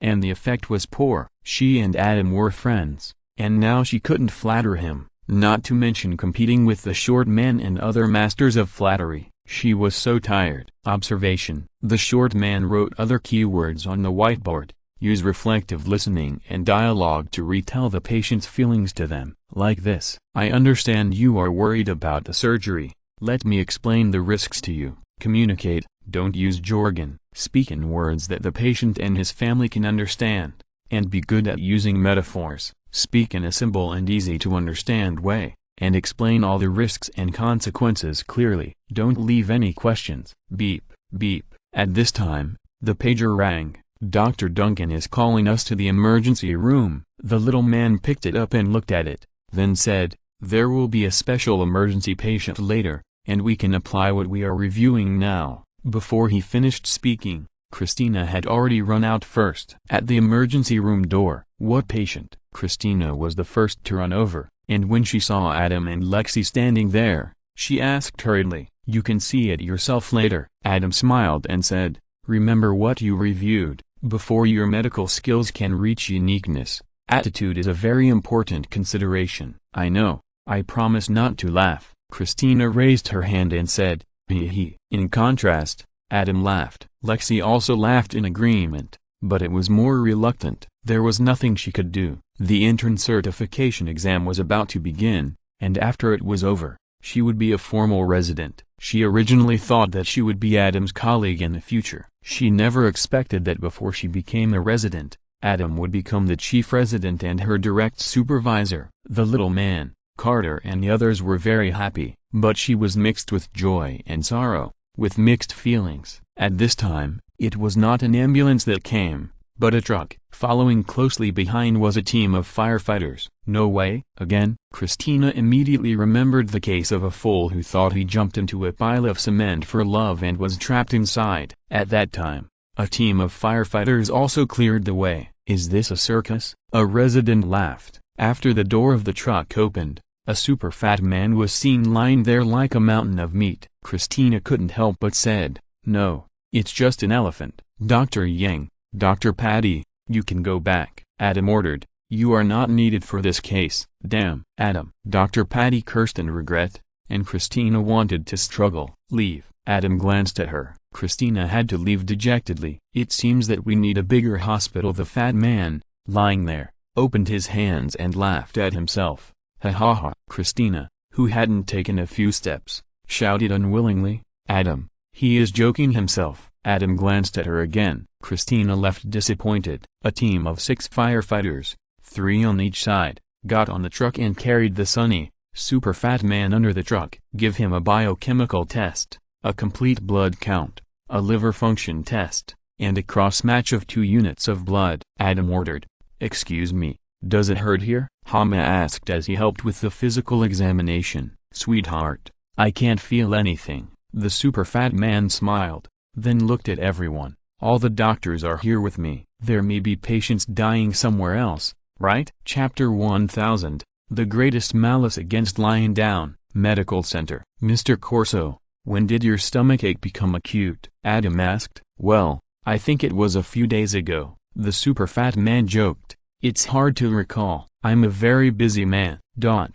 Everyone almost couldn't help laughing again. It's a miracle that you can get up, and you're still busy. At the same time, they complained about this sunny super fat man. It was already difficult for them to hold back their laughter. Now he kept teasing them. Too much. I'm here. A pretty woman trotted over, muttering in her mouth, came up and held the super fat man's hand, and asked with concern, Bobby, are you okay? Sorry, who are you? Carter asked curiously. I'm his wife. The woman smiled. The scene suddenly became dead silent. Pay attention to facial expressions. Pay attention to facial expressions. Pay attention to facial expressions. Everyone began to watch their noses and hearts, and whispered spells in their mouths. Otherwise, they really couldn't help it. Dr. Duncan had already driven away 2 people. There are so many doctors here, and there must be more to leave. They didn't want to be driven away, and the key point was that this was not just a special case.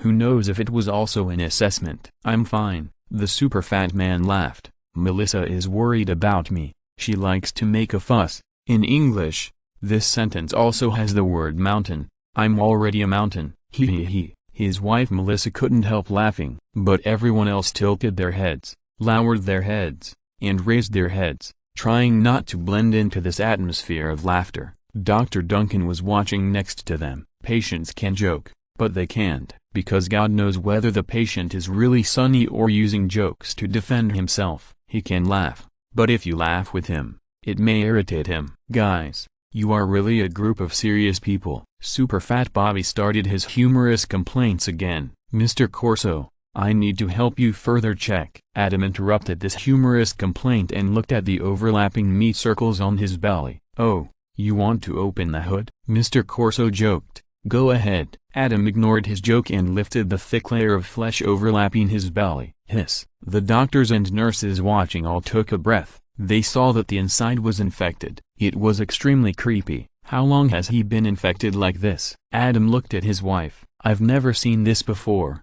Nothing like it. Mrs. Corso shook her head and said, what is this? It's not clear yet. It may be just an infection on the surface, or it may be related to the inside. Adam shook his head. Let Mr. Corso rest for a while. We'll go out and talk. Outside the ward, Dr. Duncan, don't we do a cord scan on the patient? Carter asked. No need. Adam shook his head. His weight has far exceeded the rated load of the cord machine. There are so many patients. Once the cord machine is crushed by him, it will be very troublesome. Then we can use the Zeus tomography scanner. A resident doctor suddenly had an idea. They have the kind specially used for rhinos, so it should be able to be used for him, right? No, Lexi denied. It is an insult to him to treat him like an animal. Actually, this is a good idea. Adam glanced at Lexi. But don't make this suggestion before exhausting all means. We can use clinical tests and tests to confirm the cause first. What are you talking about? Mrs. Corso comforted her husband for a few words, then walked out and asked with a forced smile, ... We need to inquire more in detail. Adam introduced the basic situation and then said, okay. Mrs. Corso nodded quickly. Did he have diabetes before he couldn't move? Adam asked. Lexi stood beside Adam and was responsible for recording. No, it started when he gained weight. Mrs. Corso replied. How long has he been like this? Adam asked again. 5 years ago. His company laid off 300 people. Mrs. Corso said sadly. He spent 2 years looking for a job, but couldn't find one. Then he gave up. He was really miserable at that time, and food made him feel better. So, Adam was silent in his heart. This is really the greatest malice of capital towards lying flat. If you don't work hard to roll up, just wait for the dismissal. Even if you want to slack off at work and lie down after get off work, just show you the scenes of lying down and living a life worse than death in the popular movies and TV series you watch when you lie down. See if you dare to slack off and lie down. He has been like this for a while. He always says it's indigestion. Mrs. Corso looked into the ward and said worriedly, "But I can't ignore it, especially after knowing the thing." "That thing?" Lexi asked curiously. "We are going to have a baby." "I'm pregnant," Mrs. Corso said happily. "How could it be?" Lexi couldn't help laughing out loud,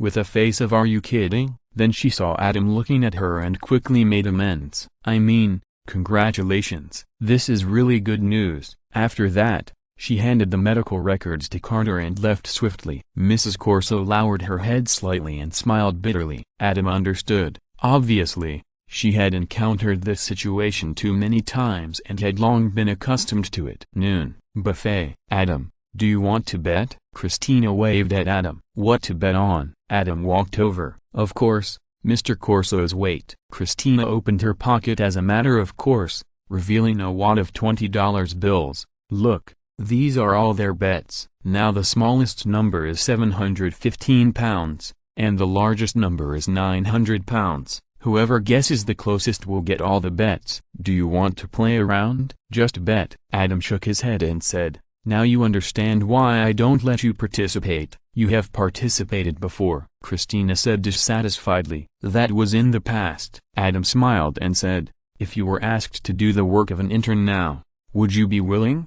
If you are willing, you can organize this kind of gambling game at will. Because if you are not willing and still want to perform this kind of surgery, then you must abandon this attitude from now on. Otherwise, one day, you will regret it." "Okay." Christina shrugged and said, "Then let's not talk about his weight. Let's talk about his wife's pregnancy. What do you think?" "I'll sit and watch." Adam complained. "Mrs. Corso is here. Watch your hands and your mouth. Don't talk nonsense." Christina picked up a hamburger and a French fry, and was about to demonstrate and talk at the same time, but was reminded by Adam and quickly put it away. "You can say whatever you want behind someone's back, but it would be too embarrassing to be caught by the person involved." End of this chapter. Thank you very much for reaching the end. Don't forget to like. Looking for more exclusive content and immediate access? Subscribe to our Patreon. Remember, every like, subscription, or donation encourages us to continue. Thanks to everyone. See you in the next video.